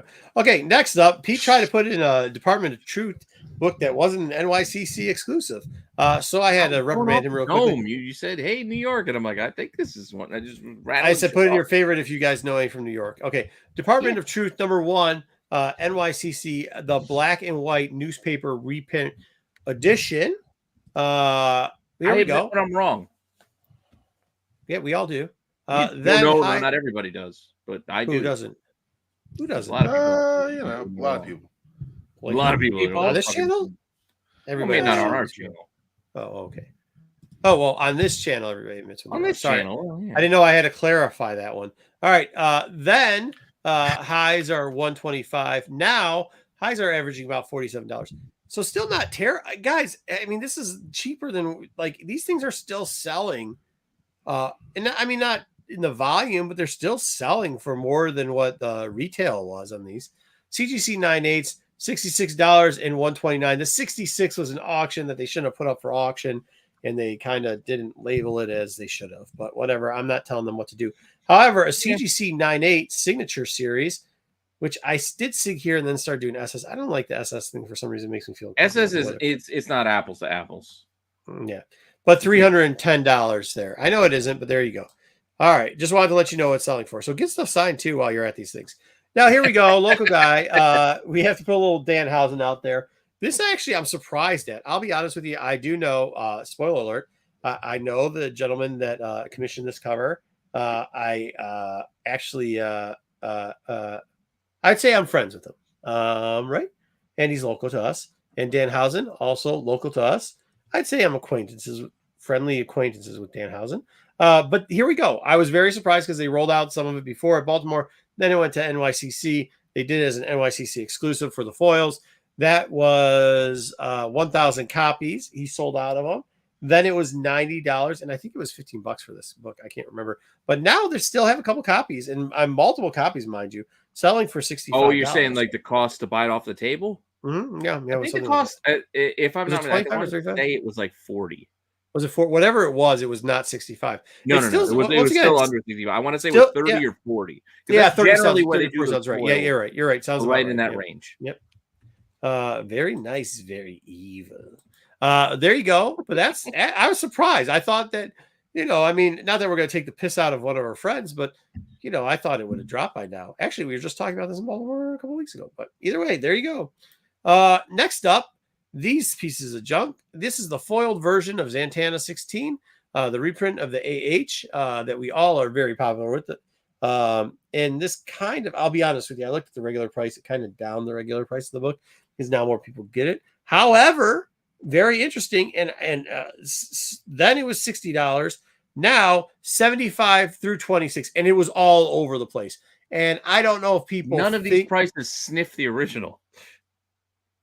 Yeah, not the original. I know, but the original is actually done. Even a ticked up, beat up version of the original outpaces. It does, but the original is down. If the original is down. My point is, though, I think like some of these people overpaid at the 75 in the last 3 months because they aren't paying attention to what it actually is. But whatever. Either way, they are selling, and it's multiple copies, and these sell almost as frequently as the original copies. So there you go. 9/8, however, $99. Ooh. I don't know. I'm just not one who is impressed by, hey, let's do the book again and we'll make it I hate this. I will tell you I hate this, but I'm not going to make up numbers. It is what it is. You know what I mean? It ain't my money. Yeah. But I think there's a little bit of truth telling here. The $75 does seem like an outlier. To be honest with you, most of these were in the $40 to $26 range. Yeah, I would say this is 30, $40. But, and I think you can tell that from 98, but like it's where it's at. I mean, even with $40, it was $60 then. It's not much fell off. Here I started to go. Wait, to be fair, that one, I remember when that came out. I think they actually charged more at the outset. I think they they did. I think 50. Yeah. 50. Yeah, so it's probably underneath. Yeah. You're underwater on this book. So who asked for it? Somebody asked for it. So I will give it to you. They said, get to the boobs already. All right, we're starting to get to the boobs now. We go from legs to kind of mid-ish, whatever. Yucklees. I had to put, there's a bunch of different Magiques that I could have chosen. However, I chose Midnight Suns, the Inhok Lee, because I was also going to choose like, because there was that trend for negative space. I know this isn't, but it's getting close to there, so we can all remember. This is an Inhok Lee limited to 1,000. I tried to keep everything to at least 1,000 copies, or at least that's what they're saying was there. You know, I don't believe that because I've seen them before sell more than 1,000 copies. And then for years, this has always happened. Then it was $70. Now it's averaging 25. Ooh, 25. However, this is a difference between the last book and we looked at this. The 9.8 selling for 120. So not bad. Actually, not bad across the board on this book as far as that goes, if you graded it. Now let's get to some more boobs, the boobs that everybody's looking for. This was Gun Honey, Blood for Blood. Honey. Oh, everybody loved this. This is the foil version. You know how you know it's foil? They told you. Because the person I took this picture from said, yeah, put it right there on the cover so we know it's foil. All right. Then the foil version was selling just this book. Now there were sets of 3 of this book and everything else. There's like a trade dress. Wasn't there a trade dress version? There was a regular version and there was this foil version. But when you broke it down and you were just selling the foil version of Titties McTit Bag here, it was $60. Nipple around through the hair, like look at see if I look close enough. Now it's selling for $48 on average, which isn't that big of a drop off, and still making back some of your money from the 3 set. However, the CGC 9.8 average, and I will not tell you what it was selling for before, but now it's selling for $105 on average. Which, once again, if you got to split it off, I mean, what are you going to do? Hang these? Like, you can't be married and have these fucking things all over the place. So, no, you know, they got to be hidden in a box. Yeah, somewhere. There you go. We look at them. There you go. He said, it is the foil. I think I would pay 20 or 30. Well, good luck with it. I mean, you can get it there.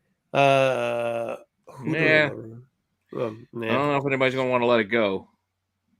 Nah, maybe not 30, but if it's averaging 48, there was probably some 50s in there, and it also probably was lows around $40. So, all right, next up, this one we're going to go head back. We're going to go to 2022 Crow with the announcement that there's going to be Crow movies and everything else. The Crow. We also saw that turned down. Well, yeah, that was fun. Well, here we go. At that point, they were the high of this book was $300. Now this book is selling. At a high of 160. That's still impressive. 160. That's actually not the most impressive thing. The most impressive thing is CGC 9.8s currently are still selling for $250 to $350. And I will be honest with you, they ain't selling for $250. There is a book or 2 selling for $250, but the majority of these 9.8s are selling in the $300, $325, $350 range. So good for it, man. That's actually, this book is still, I mean, Crow fans love Crow. I love Lee Crow, so there you go. This is a book. If you can get it, you might still want to try to grab it. There you go. Anyways, then Pete decided to interject with one of his other favorite covers, Spawn 300 Story History. No, I didn't interject. I was talking about this because I remember stories of people fighting in line to get the. Now remember, well, Todd McFarlane fans are just like him, bunch of assholes. Here you go. There's multiple versions of this. It is what it is. Gold version and then a silver version. So don't get it twisted. And some people do, and sometimes the listings do too. This is the gold foil version, not the silver foil version. The gold foil version at that point was $222. I will tell you this: you can call them assholes all you want. McFarlane fans are extremely loyal, and good luck trying to buy one of these books. Try to buy the gold foil one, not the silver foil one. You can find that. The raw in decent condition, you can't find it. So I have a question mark because in the last 3 months, really, this book hasn't moved because really people aren't trying to sell this book. So there you go. CGC 98 SS signature series. See, I don't like putting that. I gotta put SIGs from that one. Are $800 and 9.6s with old Toddy McTodd bag signing it. $410. God bless Todd McFarlane fans and their money. Because I love separating fools from their money at all times. And this book proves that you can do that. Shout out that. Good job. If you got this book, I would sell it, I guess. Yeah. Okay. Wait, what is it? Still need to watch it for Twigs, but talking about the Crow movie. Oh yeah, for So sure. was this this was the NYCC exclusive, this book? Yes. It's supposedly yes. And there was a silver and a gold. There's and all also a that? silver one. Yeah, there's also a Gotcha. silver one for sure. The silver one, like that's where you can't be fooled. Like if it just said foiled, most of them will say foiled. They won't say silver foil because they try to trick you. Don't buy that. You got to look for the gold foiling on it. Which I mean, the sides are silver, so you should be able to tell. But you know how pictures are on the interwebs, not always the best. Okay. Oh yeah. Next up, we go even further back into the portal, so we can grab the Minecraft book that was kind of given out there by Mojang. Mojang is the company that does Minecraft. And here we go. This was like kind of their little introduction into the storytelling. They've created books out of some of these characters and everything else, like the human characters that are in here and everything else. Kind of do hardcover trade paperbacks and stuff. Sorry, I had to buy the book that Dub shared in our chat. Was someone yawning just now, or did I miss that? No, I coughed. Sorry. I'm sorry. I coughed. I covered my mouth. I didn't lean. I also didn't lean into the mic to do it. I didn't either. Yes, you did. Okay, my bad. I didn't mean to. Yeah. Okay. Here we go. But so the highs on this for 9/8. This is a really weird book. So the highs were $325. Now they would say Momoa in the thing or whatever. The lows are $36. The average is about $111. And they only mention the character Steve. Yeah, they don't even mention the character Steve. However, I would say that the majority of these books are selling in that $100 to $125 range in a 9/8, just so you know the facts on this book. Then average, when this came out, it was actually pretty popular, going for about $45. Now, only 2 of these books have sold raw because it is kind of tough to get. But I put question marks by both of them because the one that sold for $130 looks like it was relisted. And the one that sold for the one that sold for $99, I think one of them was relisted. The other said some hullabaloo about UK, and then who knows if somebody paid it or somebody didn't. And both the 2 sales, let's just put it this way, the 2 sales that supposedly sold are very questionable. So either way, what did I miss? You guys talking about green penises? I don't know what. I don't know what he's talking about. I'm looking at Terry's comments. Me too. What book is he talking about? I don't know. There you go, I guess. Okay, cool. Such a waste. Okay, fair. All right. What are you talking about, Terry? I don't know.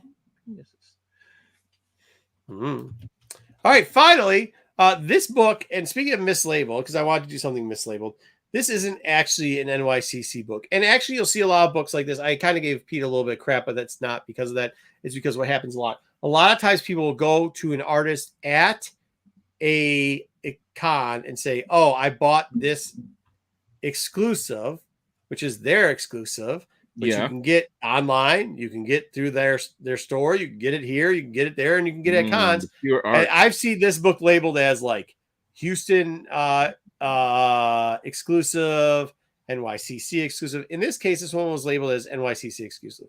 Now, the regular cover version of this one, the one that you could buy from Art Gem's table or from his store or from Houston Con or whatever, the one without a signature and without a sketch on it only sells for $27. However, and by the way, I don't know what I probably should have looked it up. I don't know what his remark is or whatever, or his little insto sketch on there. But this one, which was limited to 400, nope. By the way, nope says nope because it's not an NYCC exclusive. It just wasn't. Yeah. Well, I don't know if he's ever come around me to get a remark. So yeah, getting an art germ ain't always the easiest, I don't think. Yeah, but getting this, so this is pretty cool because he made he did the little remark thing there. That's what remark is, right? When you draw a little picture. Yeah, when he draws, when they draw on the cover. Yep. Yeah, but usually I think aren't those like anywhere from $20 to $50? What? A remark. What's to get them to do it? No, it depends on the artist. It could be anywhere from you're going to pay. Hughes is going to give you a profile where their eyes are all closed now because that's all he'll draw. To some other people, like Frank Cho will do one. Yeah, but what's Hughes charge? A whole goddamn scene with word bubbles and. I understand, but what does Hughes charge for a remark? I'm asking what he charges for it. I don't know, but it's not going to be just $20 or $50. It's really? You're going to get in early. Yeah. All right. They might Well, do either something way- quick like this. I mean, granted, this could be kind of a quick little thing because it just seems like a quick Yeah. little sketch. But Either way, this little sketch got this book up to $450. And if you just get Art Gem, just because like somebody did say that he sold it and it was exclusive and it wasn't, but it's $147 for a 9.6 SS of Art Gem signature on it. So like, shout out that. I mean, just like that's one thing you got to think about when you're going to some of these places. It doesn't even matter if they are the exclusive or not of the place. If you can get them to get the SIG or you can get a little remark on it, might be the green penis comment. What's that? It's a Minecraft thing. The green penis comment from Terry earlier. Where in Minecraft do they have exploding green penises? He's calling the creeper. Oh, yeah, he's the saying creeper dude. The green dude. With zombie dudes. Yeah. The creeper. No, the creeper's the little thing that goes like this and then blows up. I get what he's saying. Oh, the little cactus things? Yeah, the little cactus thing. He says it looks like a penis because its feet are two balls. I get what he's trying to say. Okay, all right. I got you. Yeah. All right, but anyway, so just keep that in mind. Although this is not a New York Comic Con, and make sure you double check your listings. But like, yeah, for sure. If you're at one of these cons, you might get some of the stuff sold out, but there might be opportunities there for you to get something unique too, like this person did. And wow, holy shit, $450. That's not even graded. That was just $450 raw. That's literally the picture of the sketch. So like, good for that guy. All right, and that's all I got this week for Under the Radar. We'll try to get back to regular Under the Radar next week, or we might just give it an overview look of like books coming up for obviously NYCC because we did that already. Maybe we'll cut through some exclusive. Yeah, we can look at my buddy at work. He's got his full list. He's got his chase list for New York. He's like, I gotta hit this table. Take a picture of it. I gotta grab this. Get a picture of it, and then we'll see maybe we'll go over some of those books and see if we like it or not. Maybe we'll vote on them. Maybe we won't. Hey, but make sure you check it out, our boys, too. They just started their world tour today, Tony Rodriguez and Tony Felice. We had them on last week. If you didn't watch that interview, please go ahead, check it out. And make sure you're following. If you go and see them, you can get one of their, did we delete it? Shirts or they're excuseless. Shoot. I think we deleted it. Well, we have enough books here. But shout them out. Make sure you're checking out Tone. Make sure you go look. Dude, I just want to talk about it. I just don't want to spoil about what happened with his car. I think it's one of the funniest things in the world. But shout out those boys. Oh, yeah. Your maturity level is 14. All right. Does anybody else have anything else? Corbin, we're leaving. You can stop taking NyQuil. All right. All right. Well, fuck him. It's good to have Corbin back. Yes, it's always nice to have Corbin back when he sneaks in here and starts talking. I was looking to see the Art Germ remarks. Like around $250 for just the remark. So that's $250 plus 27. Yeah, but that's still a good price, though. Look, man, $250 or something. What was it? $450? Yeah, $450, $250 on a $27 book. Yeah, plus a $27 book. So I mean, it's still, all right, you're in for $280. I think it's $20. Yeah, $280. How much does a SIG cost? I didn't see that. I just he probably throws it in with the remark.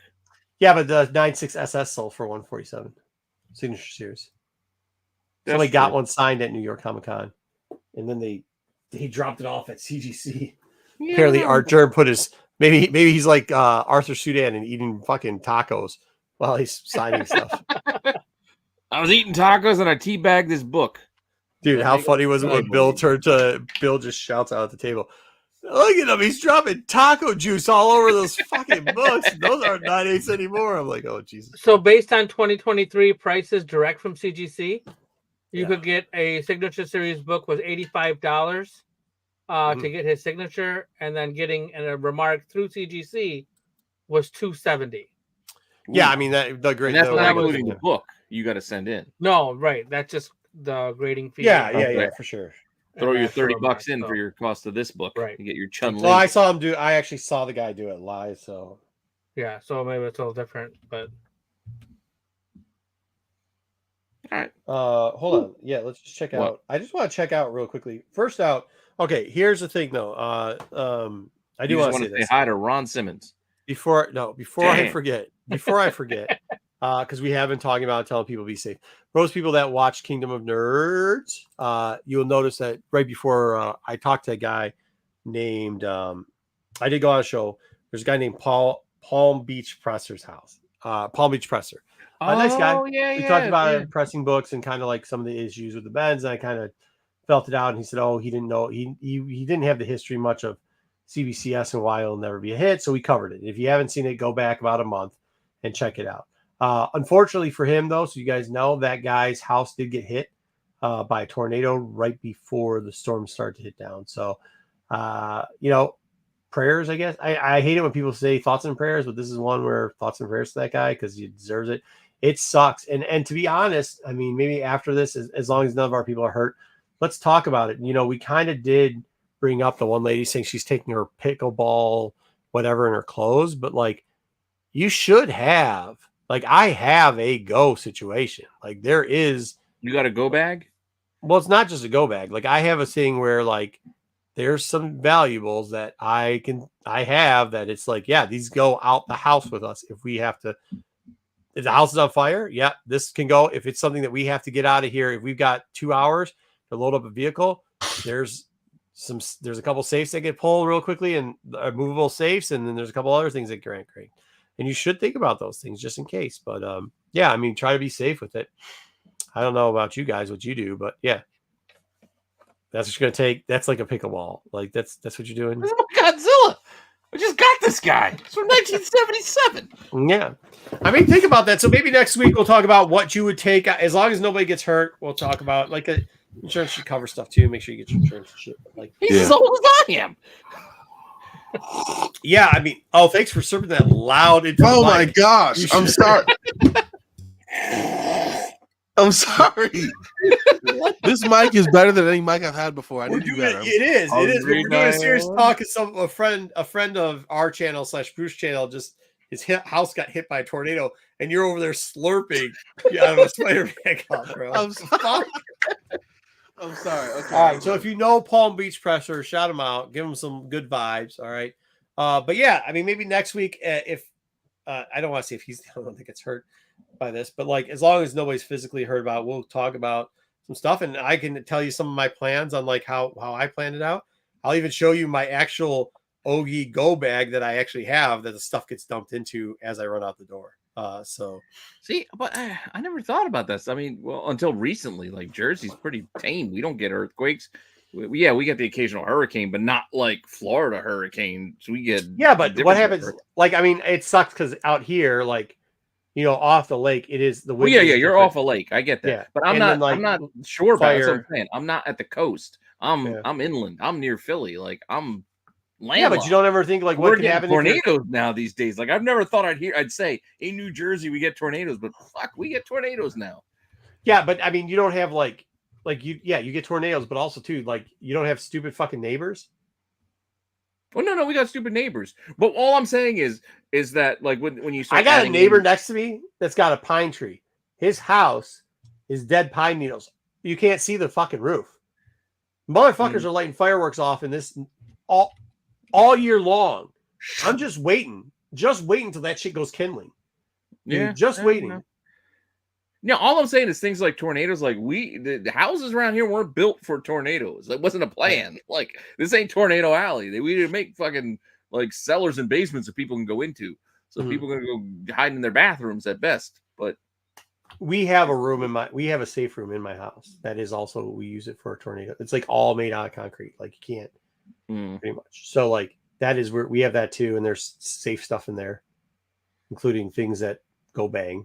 But so I mean, it is something you have to think about. Ricky Martin stored in there. Yeah, bang, bang, bang. She bangs. She bangs. Yeah, she bangs.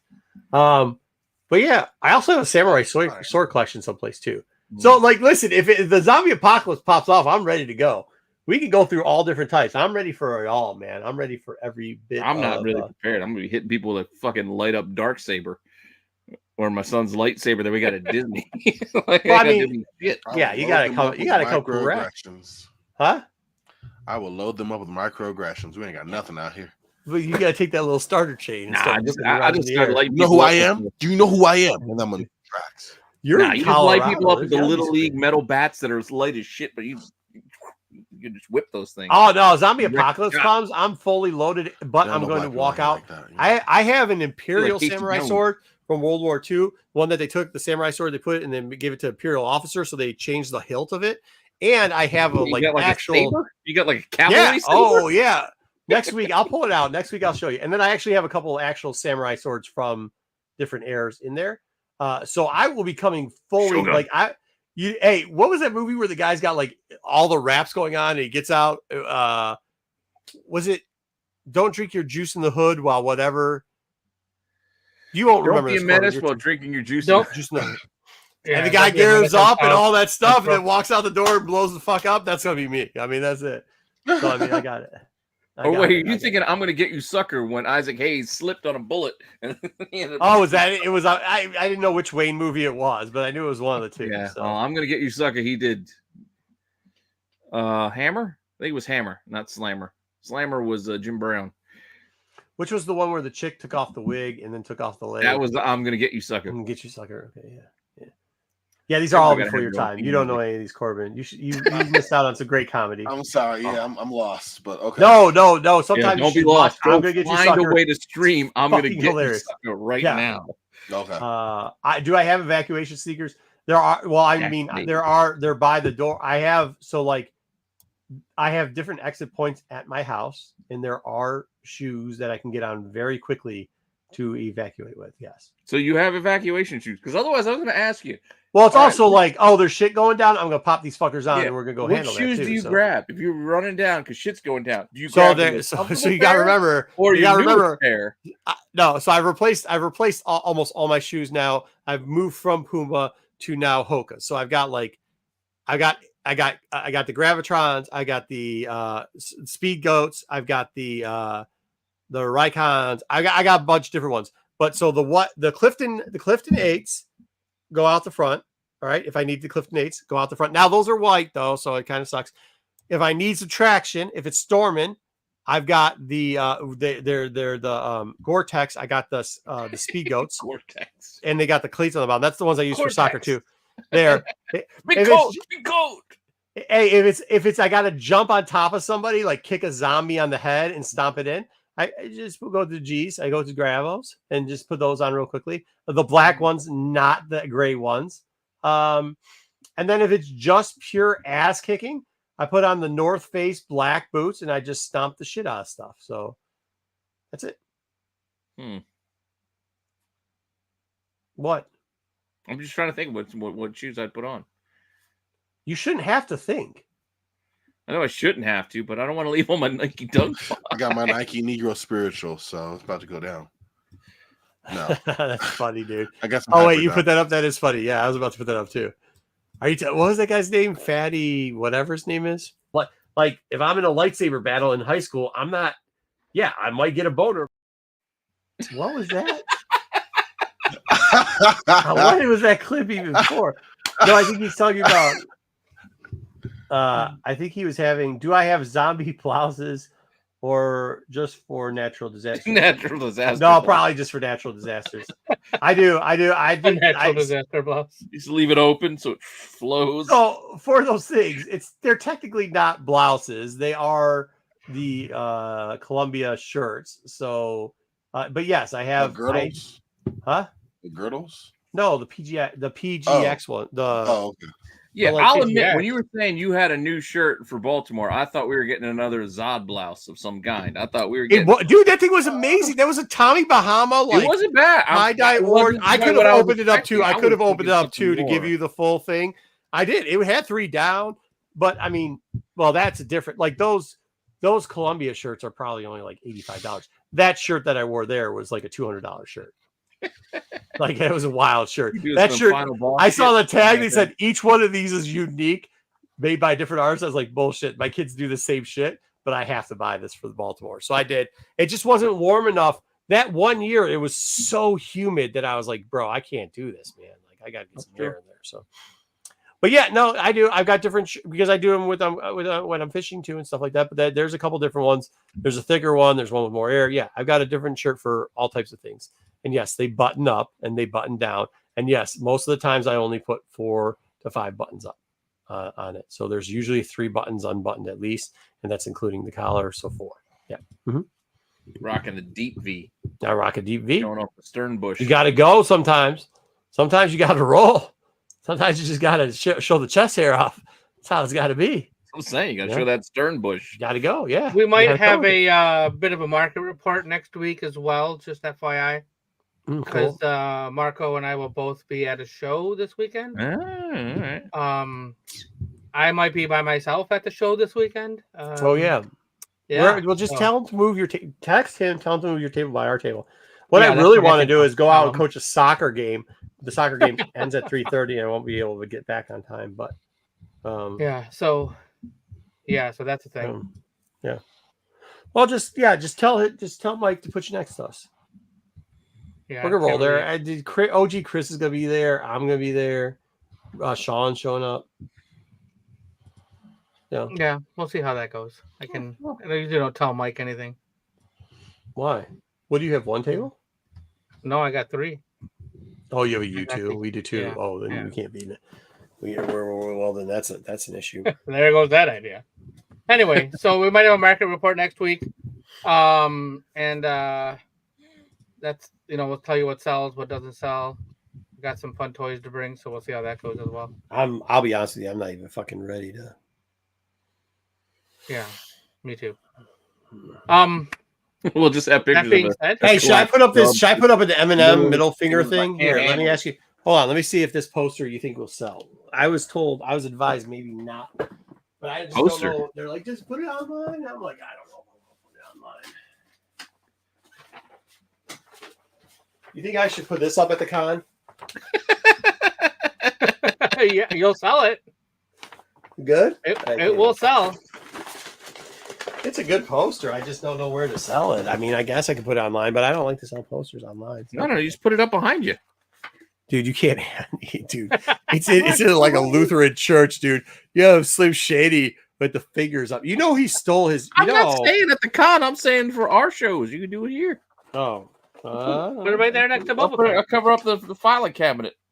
yeah, he stole that hair off of me. He used to never have that blonde hair with the Caesar.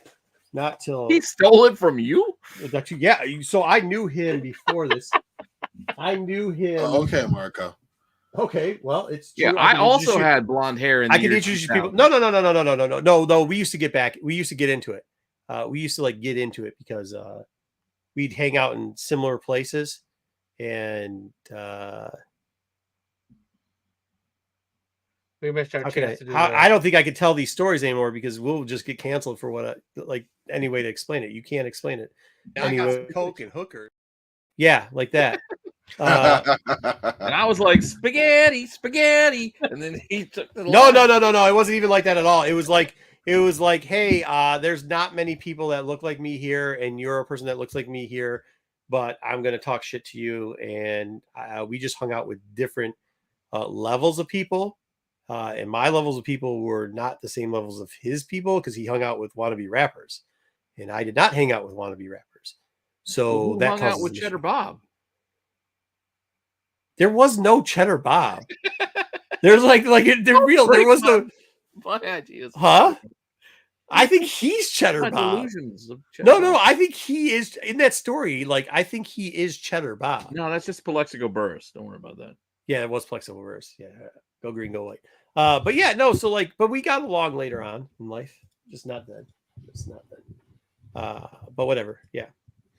Holy shit! My ears just went.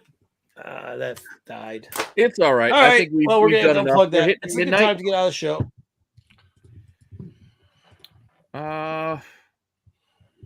Well, we'll see what happens. What's that? I said, we'll see what happens as we roll on out of here. I don't want to say that I will definitely do it, but I might actually do a dollar bin digging for tomorrow if I can get it done. Whoa! Look at that. Dang. Promises made. Hey, I brought Chasing Ghostbacks in a shorter format. I'm thinking of trying to do dollar bin digging in a shorter format too. Oh, We'll nice. just see if I have time while I'm Sure. working from home tomorrow to do it. Sure.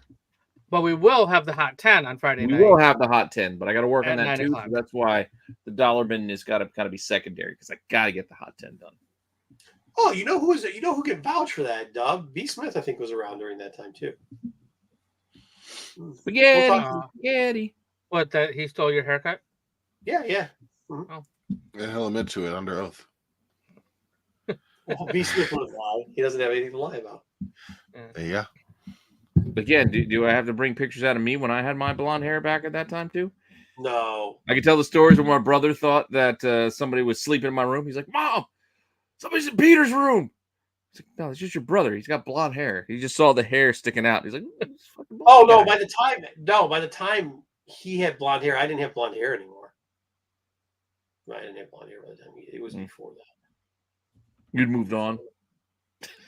Yeah, I figured that No more frosted tips. No, the peroxide I think the peroxide was was going to kill my hair. I think. Oh Jesus, that stuff was Well, because you got to remember back then. So like, I used to rock a Caesar with it. So like, for those people that don't know what a Caesar is, like, that's a lot of fucking. There used to be this gel stuff. Clooney, like, think of Clooney. Huh? Think of George Clooney. Yeah, the Clooney. Clooney. Yeah, is that what it's called? I don't know. But no, I'm just saying Clooney had the Caesar for like a good long while. And I'd spike it out too. So I'd have a spiked Caesar where you would make sure that all your tips of your Caesar were like Guy Fieri. Like Guy Fieri. No, like that. His was actually kind of long. Yeah, I can't even do it here because it's here. But you take your Caesar from up here, and then so that you'd have the spikes that run evenly across your head. And I mean, that's how you. I also dyed my hair back then because it was short and it grew out quickly. So because it kills your hair. That shit feels like straw. That process it felt like whenever you wash it off, you'd feel like it was straw. Like when you just wash your hair normally, it's like, oh my God, what did I do to my head? Then I started doing, because I had to try to grow the hair back in, and this is actually probably when he was there. I was actually probably putting Kool-Aid in my hair at that point, mixing up Kool-Aid to make it to try to dye. Yeah, well, after you get the light color, then you can add to it. Yeah, to get Fire Engine red, where it's like a brownish red or something like that at one point. Yeah. Yeah, those fucking. Did you ever go with like the Feria purple, like the Psylocke purple? I tried that. No, not like that. No, that would not be acceptable. Oh, it was acceptable. It worked. I don't think so, buddy. No. Yeah, but all right. that. And with that, with the hair tips to finish off the. You guys ever you guys didn't use the peroxide, huh? No peroxide for you two. Huh? I did not use any peroxide in my. Peroxide and chlorine. All you had to do. Summertime, you go out in the sun, you jump in the pool, you got peroxide in your hair turns white. Orange? No. And then you can add color to it after you do that. Turns green after that if you go too many times. Anything, Corbin, do kids do that anymore? Well, you know. Yeah. No, the kids don't do that anymore. No. Not that I've seen, no. Nope. Not smart, by the way, but okay. Yeah, all right. To put it simply, Corbin said, where is it? Nope. Nope. It's not a thing. Oh, well, with that said, we'll see what other shows we got for you, but we will at least have a Hot 10. Maybe I'll have a Dollar Bin Digging. The Qualified Boys will be on after the Hot 10. SNS will be on Saturday. Star Wars, you'll get the Dark Side on Sunday. And then come Monday, we'll start it up a whole new week with the Wednesday watch list. I'll do some stuff for the Toy Informer channel as well. I've got, there's a popcorn bucket show on there right now. You're curious about collectible popcorn buckets? Go check it out. All right, isn't everybody? I don't know. Really? I like talking about weird stuff. All right. Thank you all for hanging out. Corbin, it's always good to see you. Thank you, man. Appreciate it. As he comes to Motor City, we don't know. I haven't seen any tickets bought yet, so we'll see. Okay. Stay tuned. Let me know when y'all do. And go buy your House Attack shirts, too. It actually came out nice. I got it over on the TeePublic site, so go buy it. Oh, really? Okay. We'll do. What'd you say, Marco? You don't need to buy tickets to get into Motor City, Corbin. Oh, I forgot. No, we're talking. Yes. Just stay tuned. No, I'm talking about T-shirts. I also have the Rock shirt, too. You can go buy this one. Doesn't matter what. Okay. Dude, you know how many people buy the Hard Times shirt? It's like every couple of days I got to notice that somebody's buying a Hard Times T-shirt. Dude, I'm like, how many? Where's my revenue on that shit? I don't know. You want it? No, not really. I don't give a shit. But then good for them. We should cut that. We should cut that promo and rerun it one time. Can we cut the Hard Times? Yeah, the Hard Times one. Well, we got to find a good one. Well, you've done it at least half a dozen times throughout the. Yeah. We'd have to find the right one to cut. Mm-hmm. That's gonna take research. It's hours of watching. Yeah, I don't know if I can go back for all that. We don't have. Too bad we don't have welfare Charlie Brown around anymore, because that would be a perfect job for him. We could employ him finally. Damn. All right. Well, with that said, hard times. Thank you all for hanging out. You're amazing. And we will see you next week. All right. Later. Peace. Hair grease, mother trucker. Why isn't it going?